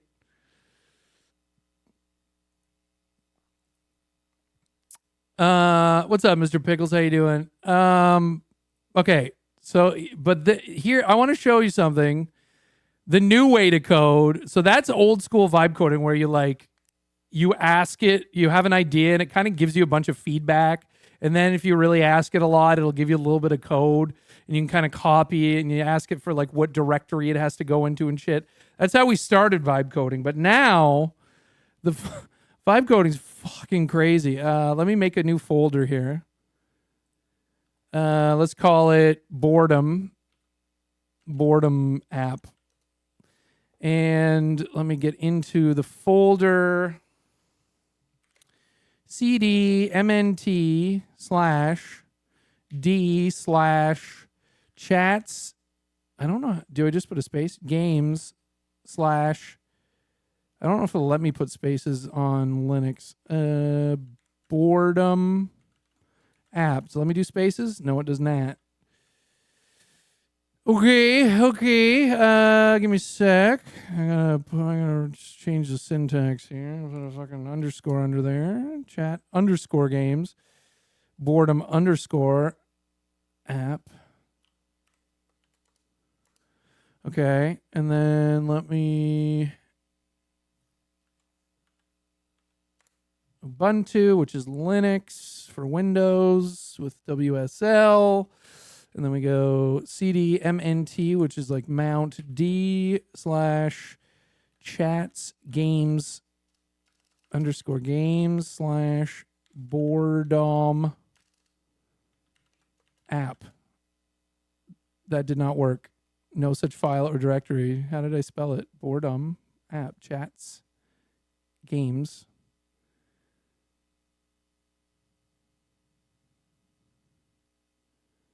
Oh, I see what it is. No. MNTD. Oh, probably because there's capitals as well. Does it need the capitals? I think so. Nope. No such file or directory.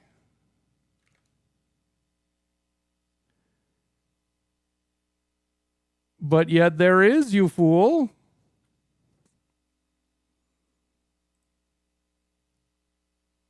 But yet there is. Oh, I need a slash in front of MNT. God damn it.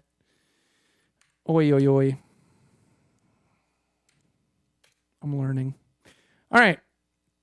So this is Linux. This is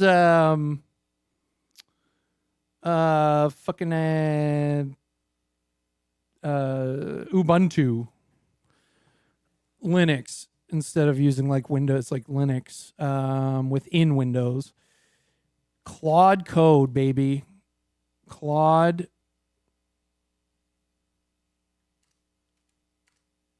init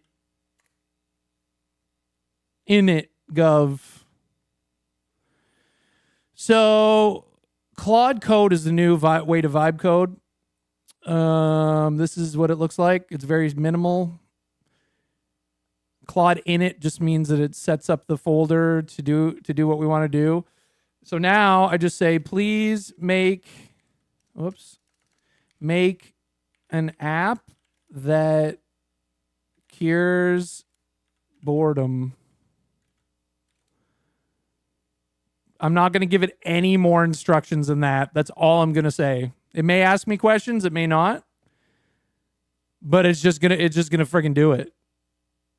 It makes its own to-do list, initialize a React project with TypeScript, create a main app structure and components, implement activity/game modules, jokes, trivia, mini games, add styling and animations, test the app to ensure all the features work. It just came up with that itself. And now it's doing it. So the way the Claude code works is it'll ask you for permission to run commands. So you can just say yes to running it, or say no, don't do that, do something else. Or you can say yes, you can do this command, and any other command like this for the rest of this session, you can just do it without asking. So I'll choose that. There's actually a command I usually run at the beginning that makes it so it never asks me. It just friggin' goes until it's done. And then, so you don't have to like keep giving it permission for stuff. I will just for this, but you can, there's a command to run. It's like Claude dangerous. It's like Claude dangerous permission setting or something. Dangerously mode. Yeah.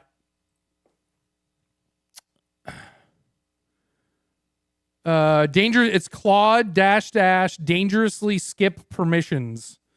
And if you do that at the beginning, it will never ask you like it just asked me for that. It'll just do what it has to do without you even interacting with it. So this is how easy it is now. Like, did you see, like with AI Studio by Google using Gemini, it, like we said, make an app, and it's like, well, I can't actually make an app for you, but here's some ideas, and it's like, thanks. But this, you're like, make me an app that cures boredom. And like normally when I'm actually making things that matter, I'll give it a shit ton of information here, but you don't have to. You can just say, make an app that cures boredom and let it do what it do. Claude Code just came out with a new new feature called agents. So now it can actually use multiple agents at the same time, run them in parallel, and you can describe and set up specific agents, like sub-agents, like a coding agent and a research agent, and give them very specific instructions and very limited abilities, so they're very focused. And Claude will automatically use those sub-agents when it's appropriate.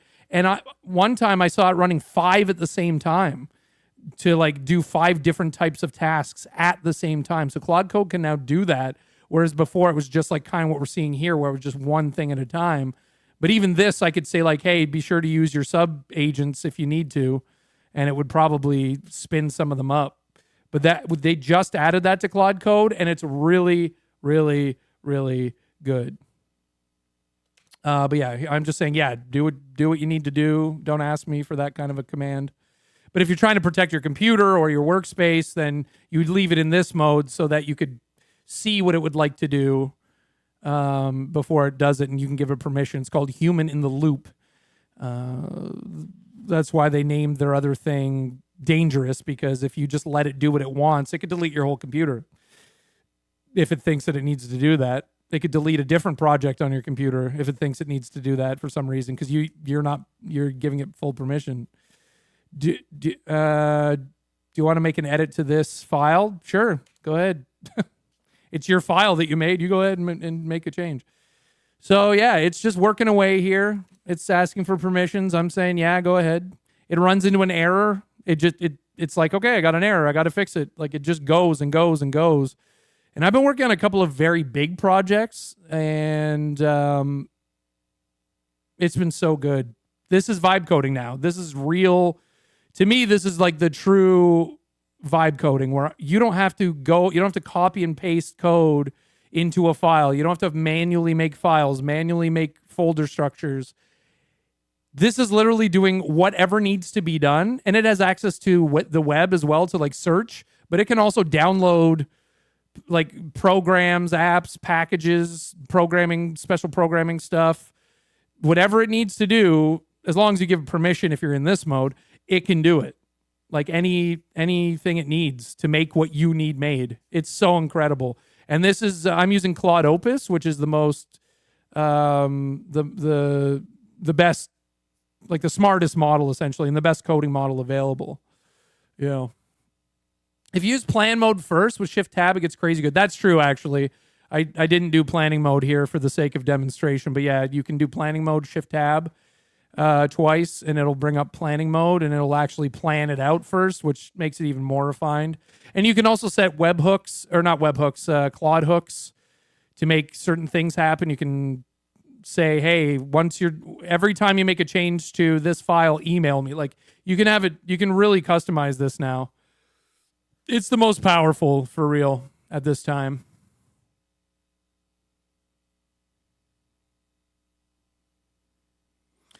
But, yeah. You have adversarial MR agents that nitpick code. That's good.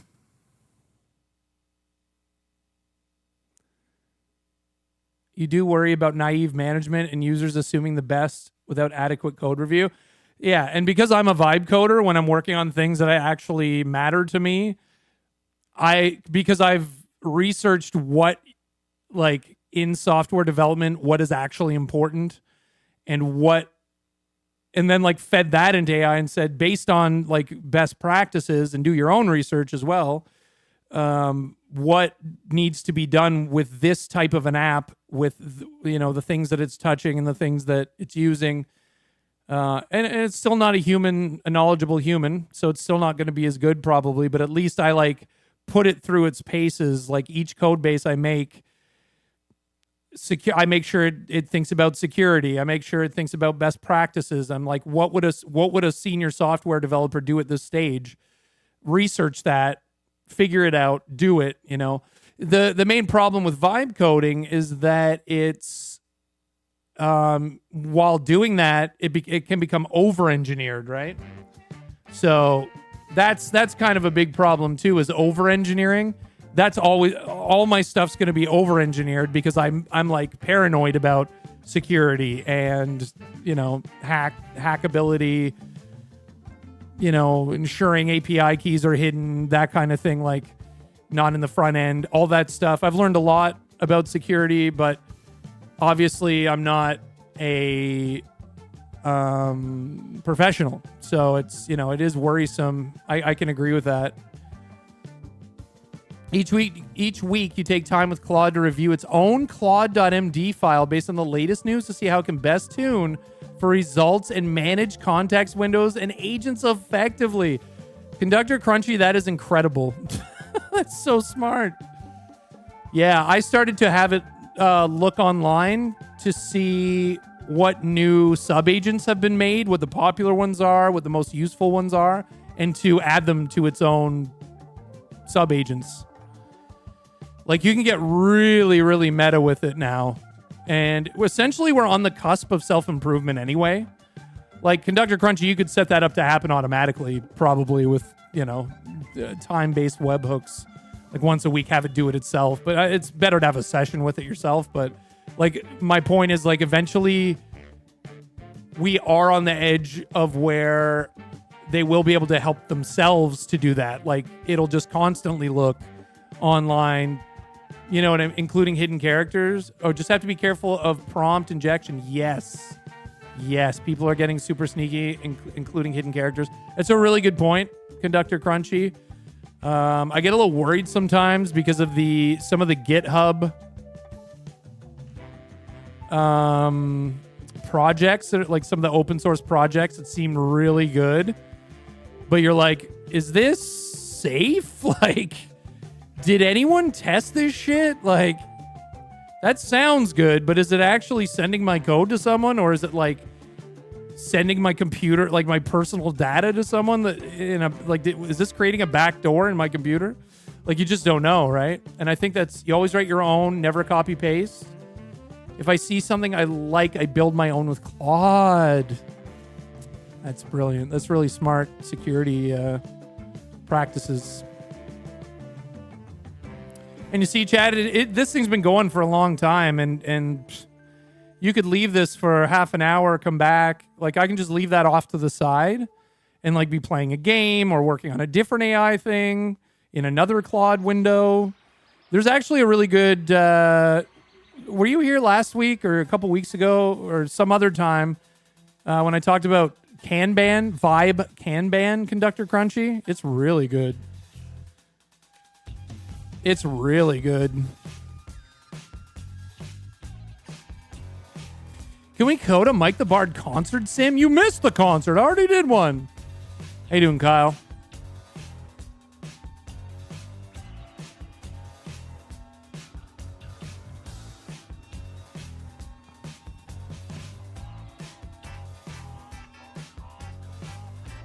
So you see, it's just going through. I did, and I'm sad. Just watch the VOD.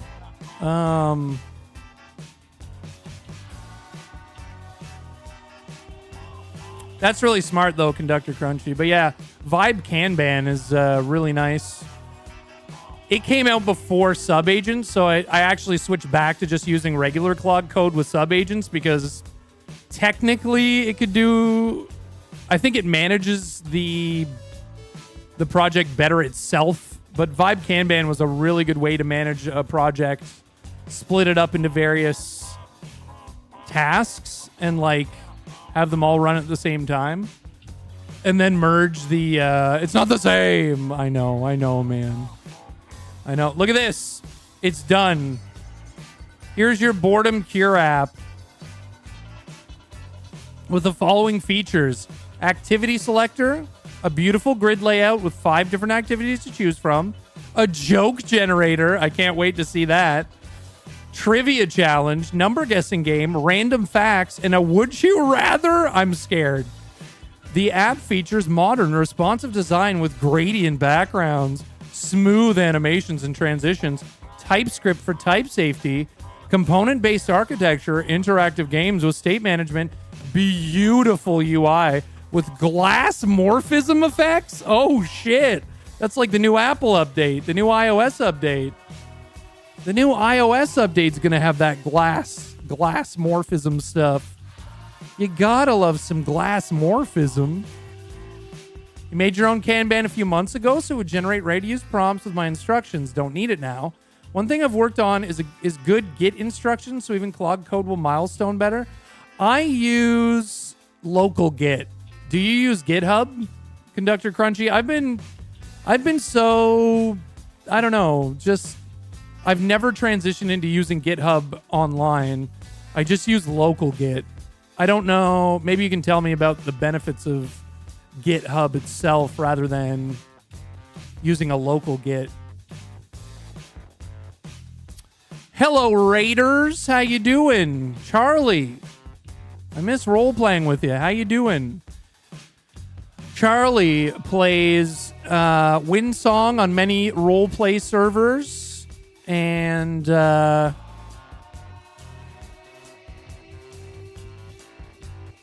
number of other incredible characters. Charlie's also a great artist and musician, a very creative soul. Baby Kangaroo, that's right. Make sure you're following Charlie, everybody. Please. Please. Follow Charlie immediately. I miss role-playing with you. I hope you're doing well. Hope everything's good with you. And I saw you were on Windsong today on a server. We're big Charlie fans on this channel. We're huge Charlie fans here.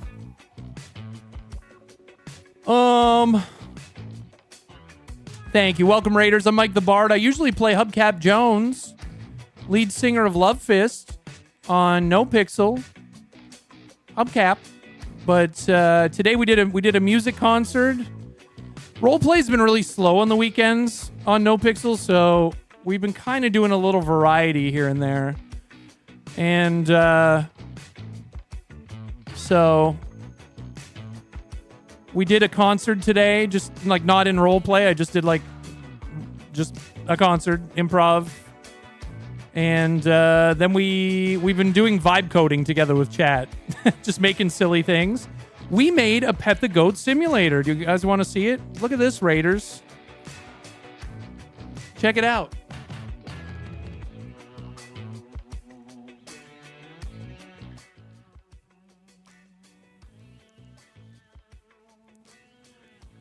Check it out.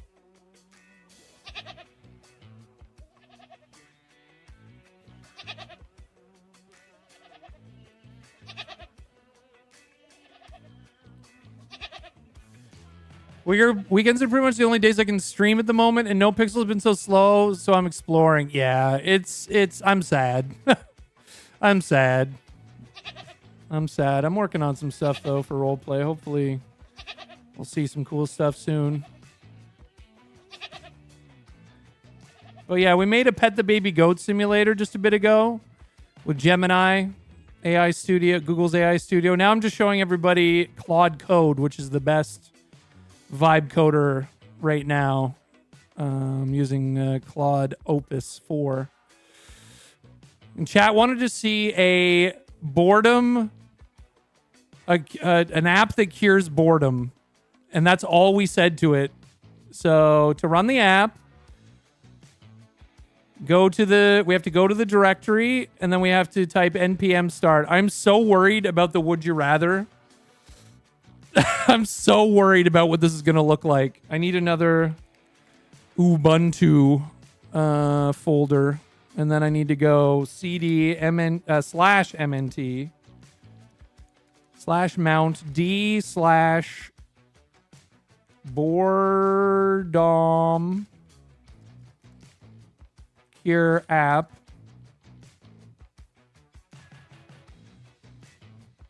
Oh, it made it within the project directory. So mnt slash d slash, what did I call it? It's under chats games. Chat. You push tab, it auto completes. Chats, games. Okay, and then. Oh, I suppose I should have done the whole directory.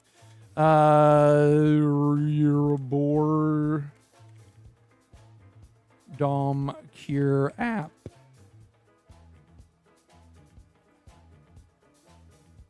Huh? Oh, it was boredom app, then boredom cure app. Jesus Christ. Okay. Boredom. So I had. So, okay. I got it. Boredom. I misspelled boredom as well. So boredom, misspelled app. Yeah, okay. And then so boredom cure app.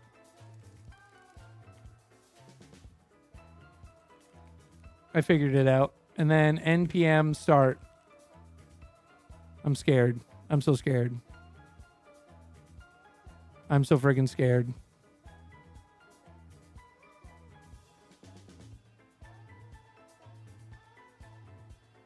Hello? Hello? Hello? Hello? Yeah, I'm new to Linux. I'm new to Ubuntu, so I'm learning commands and stuff. Worst case, you get 2 days off. And yeah, but then I have to do a lot of work because then I'd have to like put clips up of me getting banned. Then I'd have to like say, "Oh, I'm really do my whole story video," you know, to get extra promotion. Oh, a website is opening. A website is opening. A ukulele apology. I have a broken ukulele. These warnings aren't bad. No, they're just depreciation warnings. That's all. They're not errors, at least, but let me hit F12 on the thing itself is not loading locally. Oh, it did. Oh, it just needed a bunch of time. Boredom Cure app. Here you go, chat. Do you see one? This is called a one shot where we give it one prompt. Tell me a joke. Get ready to laugh.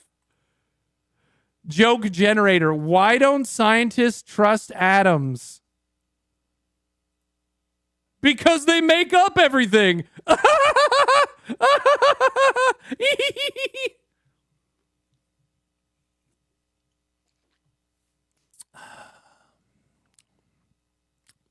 Tell me another joke. Why did coffee file a police report? It got mugged.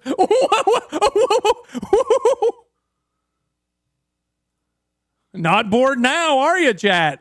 You wanted this. Trivia challenge. Test your knowledge. What's the capital of France? It's Paris. Correct. Next question. Which planet is known as the red planet? Mars. Okay, it's 5 questions. Who painted the Mona Lisa? Da Vinci. Next question. What is the largest animal in the world? Blue whale. What year did World War II end?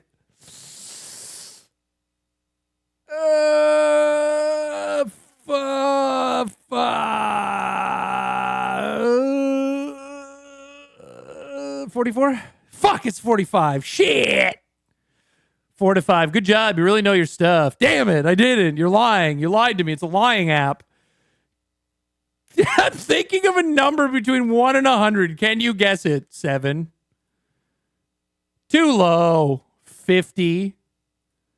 Too high. 25. Too high. 20. 18. You got it in 5 attempts. Hell yeah. I'm not bored. I'm not bored anymore. Chat random facts. Honey never spoils. Archaeologists have found pots of honey in ancient Egyptian tombs that are over 3,000 years old and are still edible. What? Bananas are berries, but strawberries aren't. What? Wombat poop is cube shape. All right, this app gets a 5 stars from me. It talked about poop. That's a 5-star app. That's a 5-star app. There are more possible games of chess than atoms in the observable universe. What? Sharks existed before trees. Sharks have been around for 400 million years, while trees have only been around for 350 million years. What? The longest recorded flight of a chicken is 13 seconds?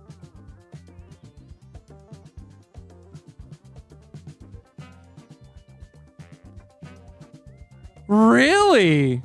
That's not very... Like, I know they can't really fly very well, but I didn't know that, like, you'd think it'd be longer than that. 13 seconds is the record? These are good facts. A shrimp's heart is in its head? What?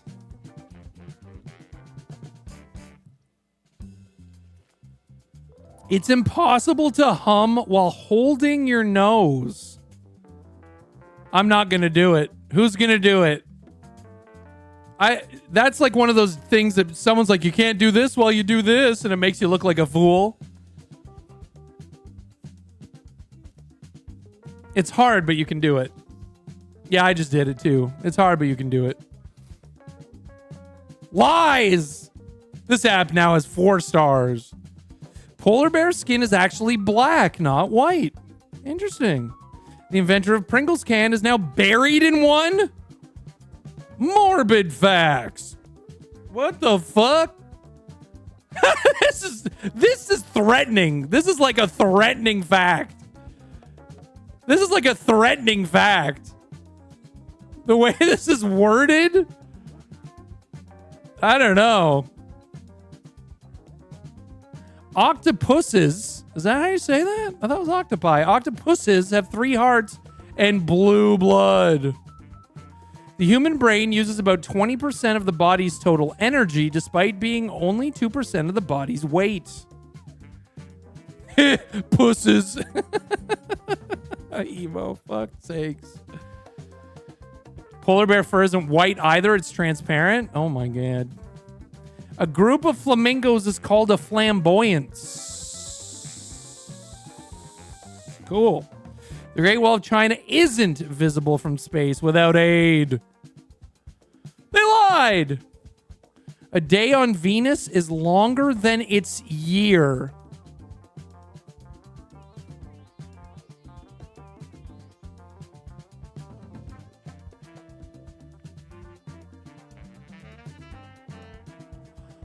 Well, a day is how long it takes the sun to orbit, like for the sun to disappear and to go all the way around, right? And a year is how long it takes you to go around the sun?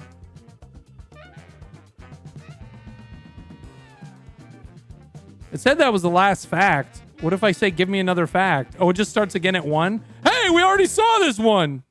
You fraggers. I'm so scared of this. I'm so scared of this. I am so scared to click on this. Oh my god, I'm scared.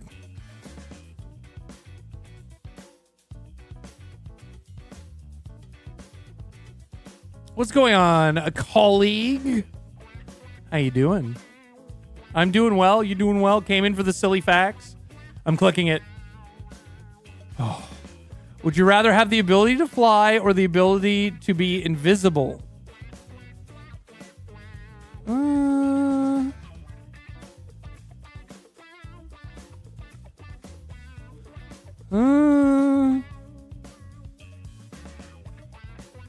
I mean, you can fly in something, but there's no other way to become invisible. Yeah, exactly. I think the same way, Conductor Crunchy. It's like, you could fly in a plane if you want. There's no other way. I'm going to be invisible. 100% chose this? I'm the only person. And I'm the first person to choose this. What do you mean? Would you rather be able to speak all languages or be able to talk to animals? I mean, you can use like Google Translate now and AI for speaking languages. They are figuring out some animal languages, though. They're working on figuring out the animal languages. 1 out of 1, Mike the Bard agree. That's right. I don't talk to people. I agree. Animals would be cool. So, like, we pretty much have this cracked with like software and AI. They're working on this. They're trying to figure out animal languages. But yes, I agree. Because we don't have a way to do that yet. Would you rather live without the internet or live without air conditioning? Oh, shit. Oh, shit.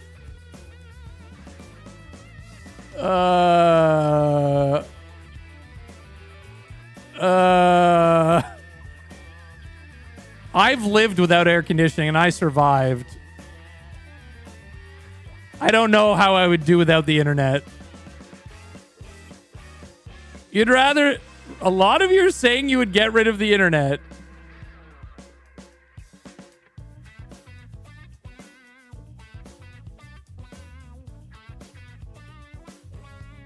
Yeah, a lot of people would need AC to live.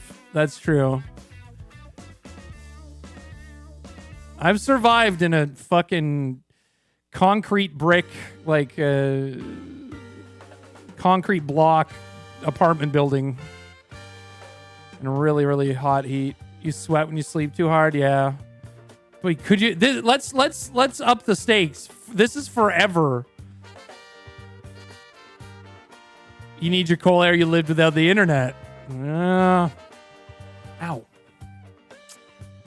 I don't know, man. I don't know. Use the internet at the library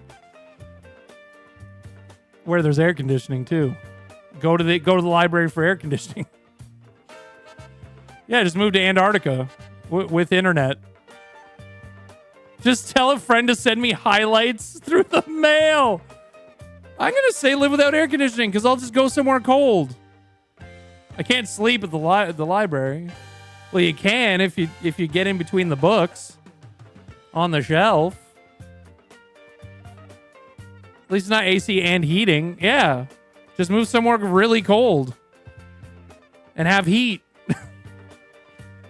I don't know. It's really fucking hot here it's almost tropical. It is tropical where I live in Canada. It's fucking hot in the summer. It's like ridiculous. I don't want to technically I need air conditioning for my asthma because without it, if it's humid, I can't breathe. And I have a really hard time. But if I lived in a cold place and had heat, I'd be okay. But living without the internet, man, I don't fucking know. I mean, as long as you could, there'd be some caveats. If I could download every game and put it on a hard drive that I owned ahead of time. If I could download Cyberpunk and all the mods and Elden Ring and all my favorite games and a bunch of TV show and movies, because that's how I watch my TV shows and movies, right? Is streaming. So how are you gonna watch? You're not gonna watch YouTube, Steam by snail mail. You have to find a new job without the internet. Yeah, I'd lose this job. I'd have to go be a musician and an entertainer on the road. Sometimes you can't move anywhere just because you want to. Well, I know that, but this is hypothetical, right? I wouldn't have a job without the internet, so yeah. That's an interesting one. Would you rather always be 10 minutes late or always be 20 minutes early? I'd rather always be 20 minutes early. What the fuck are you talking about? Why would I always want to get in trouble, feel guilty, inconvenience others? I mean, what the fuck? Why would I want to be always 20 minutes late or 10 minutes late if I could be 20 minutes early? That's just you in real life? I know, but this is a hypothetical where you get to choose. It's like, well, of course I want to be early. I want to be early. Would you rather have a rewind button for life or a pause button for life?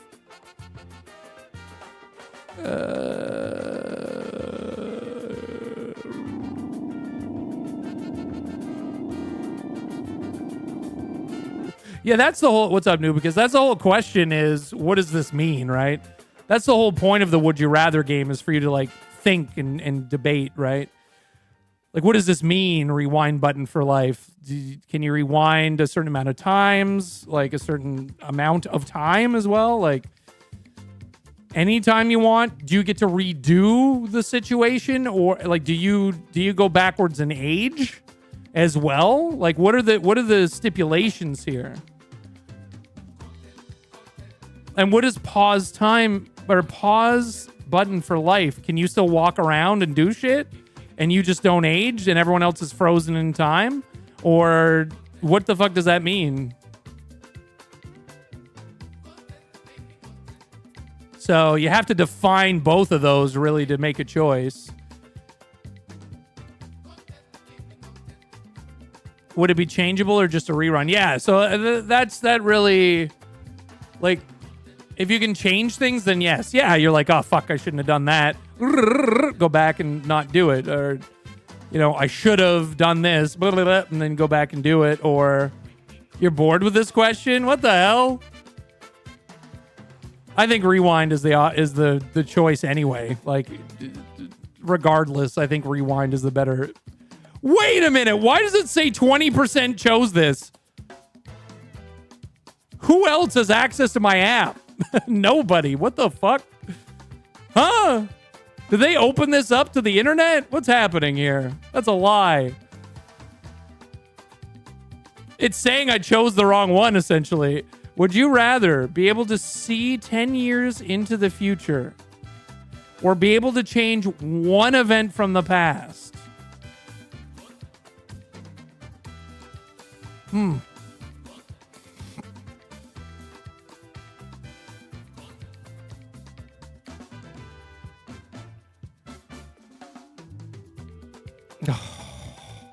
That's a tough one. Yeah, it doesn't say whether you can see. And what does it mean, see 10 years in the future? See what?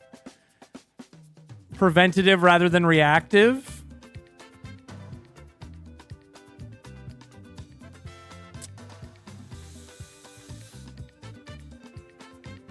Don't want to change the past because it could mess up everything. Can you get the lotto numbers and stock prices? Butterfly effect. Yeah, I agree. What if you die 9 years? Well, you'll show your friggin' grave, I guess. I don't know. The problem is if you make too many changes to try and affect the future, the more things change and the more inaccurate that 10-year glimpse becomes.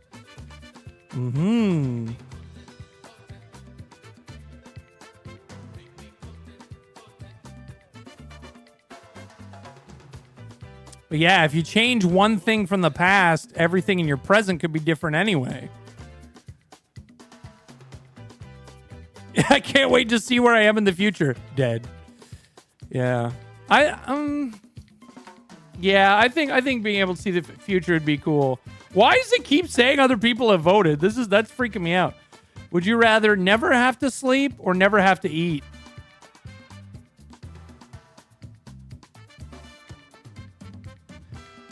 I say never have to sleep, personally. You can only choose one Darcidian. One. That's time you're not getting back. I agree. If you've never seen the show Travelers, I highly recommend it. Very nice. Yeah, I like to eat too. Now, granted, this would probably mean likely you'd have to eat more meals a day. Like, can you still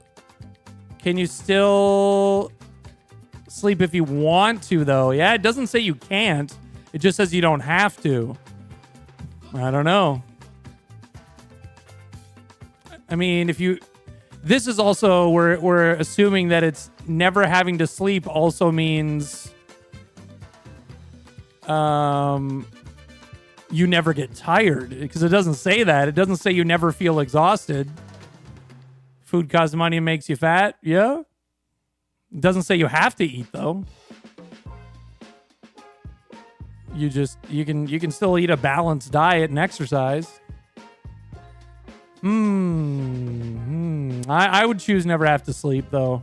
I have trouble sleeping a lot of times, but also like it feels like it's interrupting what I'm doing a lot of the time.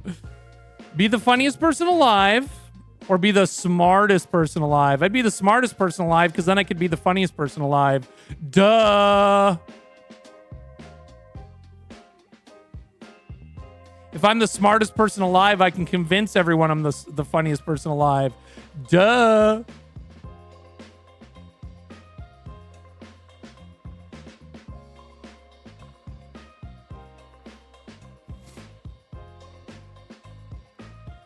Smart people are more miserable than others. Yeah, that's true. But I'd rather know things than not know them personally. I'd rather know truth and be miserable than be ignorant, personally. Would you rather live in the ocean or live in space? Oh, God.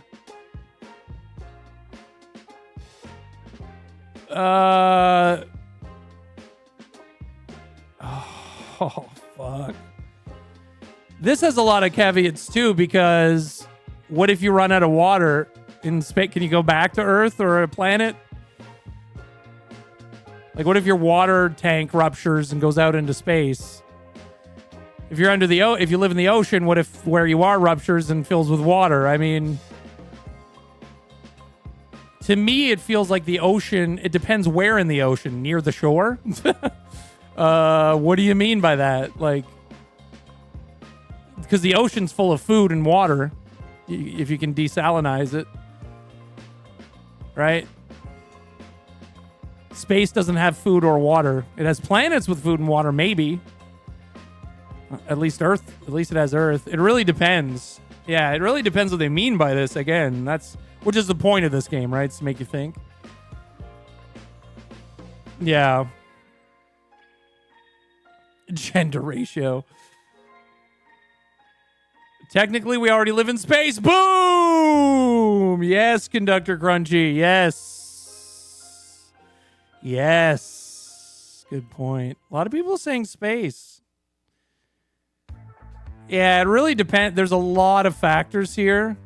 I would choose space because I have thalassophobia or whatever, where I'd be terrified and like looking out the window and seeing like a giant fucking squid. I'd probably just die. You know, seeing a fucking whale slowly swimming by, I'd probably just have a heart attack. A shark or something, or some fucking like thing come out of the murky depths and like slam into the fucking side of the thing that you live in. I don't know about all that. I'd probably choose space because of that. You'll see more in space? What do you mean? It depends what that means, though. Are you in a stationary... Like, when it says living in space, I picture a stationary thing orbiting the Earth or something. Like, living in the space station for the rest of your life or something, you know? Just because of my fear of the ocean. But, like, space is pretty scary, too, because it's a wide open thing, right? I don't know. I think I'd choose space. Would you rather have unlimited money or unlimited time? Unlimited time? What the fuck are you talking about?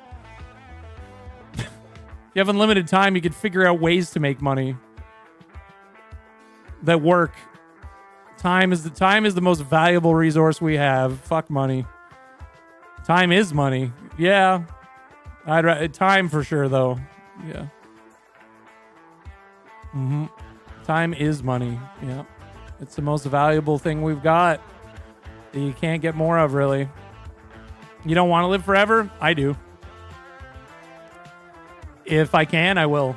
But I think we were born too early to see immortality, unfortunately. I think we'll see an expanded life span possibly, but I don't think we're going to be...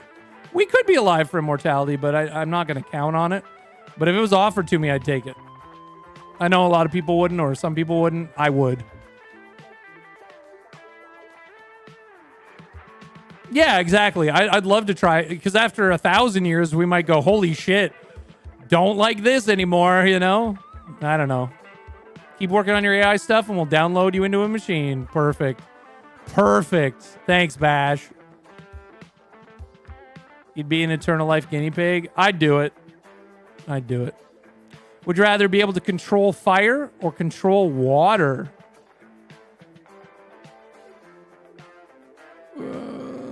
Salt water? Drinkable water? I don't really know. Fire just destroys things, but it could keep people warm. Could cook food.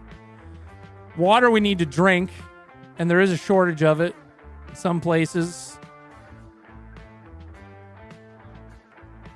Yeah.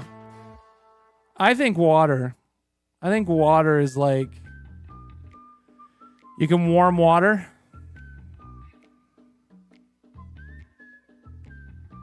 Aquaman. Yeah. Control, not create. You'd be like Pyro from X-Men. Yeah, but like, what are you gonna do? I guess water, but I'm looking back at fire. I think I choose water. Would you rather always know what to say or always know what others are thinking? Nope. We already kind of have that with social media, and it was a bad fucking idea. So we don't need any more of that. I know I get what people are filtering out, and I don't want to fucking see it. I get what people are self-filtering, and I hate it. So how about I just always want to know what to say? That would be great. Of these two choices, I don't want to fucking know what people are thinking. No, thank you. No, thank you. No. Nuh-uh. No. Definitely not. Not a chance. Not for me. 67% of others who already took this test want to know what people are thinking. I don't. Yeah. Anyway, there you go. Someone said boredom cure app. It carried us through for like half an hour. We did all the things. Tell us another joke. Why don't scientists trust atoms? We already saw that one. Why'd the bicycle fall over? Because it was too tired. And that's it. Do you see how? So you can see the value here of Claude Code. Like, all we did was say, make us an app that cures boredom. But if you had a specific idea, like a real idea that you, even if it's something you just on a whim wanted to see for fun, but if you had like a real idea for a website or a piece of software or an app for a phone that you wanted to use, you could use this to figure out how to do it, have it figure out how to do it, and give you step-by-step instructions on, like, it told me how to run the app. Like, you just say, hey, I need an app that helps me track my bad back days. Like, when my back hurts, I need an app that helps me track that on my computer or my phone and just make it for me and tell me how to put it on my phone or how to run it on my computer. Make my computer shut itself off every day, which you can do anyway, but, like, make an app that, like, lets me customize, I don't know, my fucking email. Just, if you had ideas... Like, you just tell Claude Code, this is now what vibe coding is. You just, like, make me this. I want this. And it's like, okay, here you go. Do we have glass morphism effects? No. No, not really. I guess when it, like, popped up how many people chose this, maybe... I think it oversold it a bit. I don't really think it was quite glass morphism. I think that's a bit much. You want an AI game of Paperboy, but replace the person in bike with Adamnesiac on a senior bun scooter? Gemini, I could tell it to do that. I'd have to give it a reference for Adamnesiac's picture and what a senior bun scooter looks like. And it could probably do it. It could probably do that. Yeah. Honestly, as long as because it wouldn't know what Adamnesiac, it might be able to find a picture of Adamnesiac through Google Images and a senior buns. Actually, it might be able to figure that shit out on its own if you like were specific enough. Like if you said Adamnesiac, GTA roleplay character from NoPixel, it might be able to do that. On its own. Yeah. it's getting scary. It's getting pretty crazy what it can do. Again, this still isn't for everyone. Not everyone ever wanted to make apps and shit. I always have had ideas, and now that I can literally just tell it what I want, let it do it, and then I tell it to test it itself. It does a bunch of software testing, and then I test it myself and say, hey, actually, when this happens, I'm seeing this as a user. Then it can start fixing those problems and so on. Yeah, it's a creative playground, and as a creative person, like I can have it make me a music app that does music things that I want it to do. Like I've had so many music ideas over the years for software. So I mean, it's all about creativity and technology combined, and that's me. So this is like a dream come true for me, this stuff. And I'm really hoping to make something that will matter. Not just make something for me to play with, but like something that other people can use, and something that's fun or cool or useful for everybody eventually. So I'm working on some stuff now that Claude Code has sub-agents. I'm really working hard on a few projects. I won't really talk about them because if they don't pan out, it sucks when people are like, hey, what about this? It's like, fuck, it didn't fucking work. But I'll let you know if any of them pan out. But that's what I do with my time. I spool up a few of these Claude codes, have them work on different projects, give them a little feedback here and there, give them a little direction here and there, a little bit of oversight. But that's the future of vibe coding anyway. It's, again, real coders are magicians, super skilled people that I have a lot of respect for. They're still very much needed. What I'm doing is slop. It's absolute not good code. But it is getting better at doing it itself. Compared to 3 years ago, the stuff that it can generate now is pretty incredible. And I'm hoping to make some stuff really soon that other people will be able to use and will be able to show off on stream. So stay tuned for that. But it is a cool thing, and it is my hobby, so it's kind of neat. It's like feeding ducks, yeah.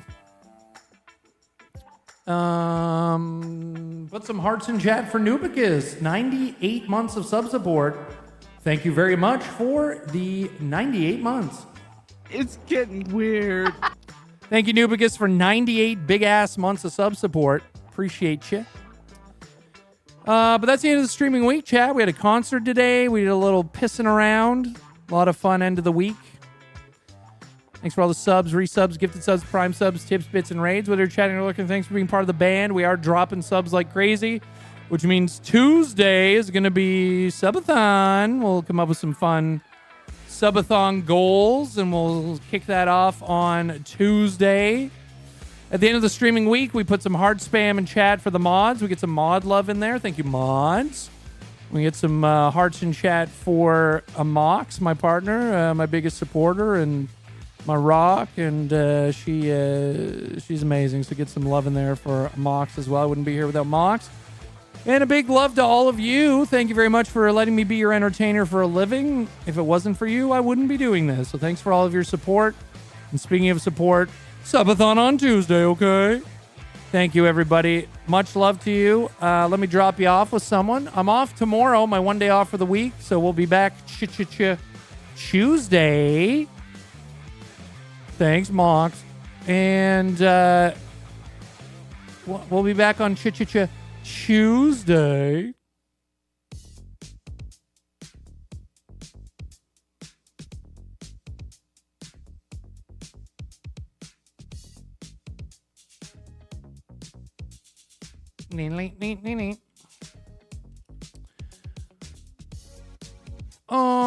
Let me pass you over to someone who's streaming. Let me look.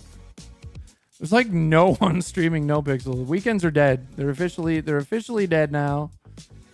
Weekends are over for roleplay, unfortunately.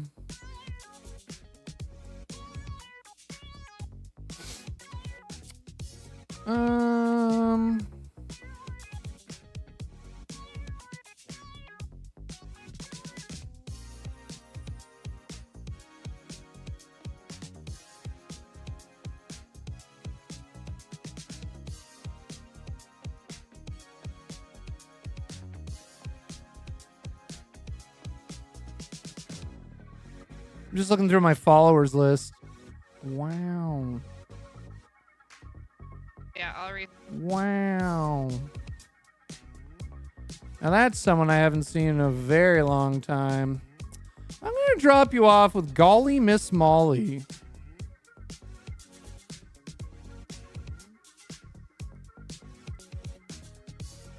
They used to, I used to work alongside them.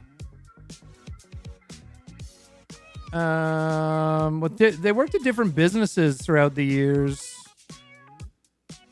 And, God, I haven't seen them in years and years now. We're going to go raid Golly Miss Molly.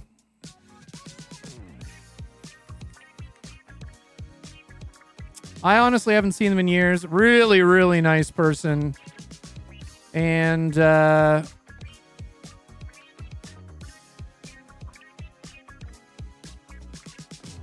they work at Twitch still? They were working at Twitch. I don't know if they're still working at Twitch. I can't remember. But I've known them for a lot of years through different businesses and working at Twitch. So go say hi to Golly Miss Molly. Hey, why don't you have a good rest of your day? Have a good Monday. I'll miss you. Love you. Have a good one. Be kind to yourself and each other, okay? I'm Mike the Bard. You're the band. Okay, bye.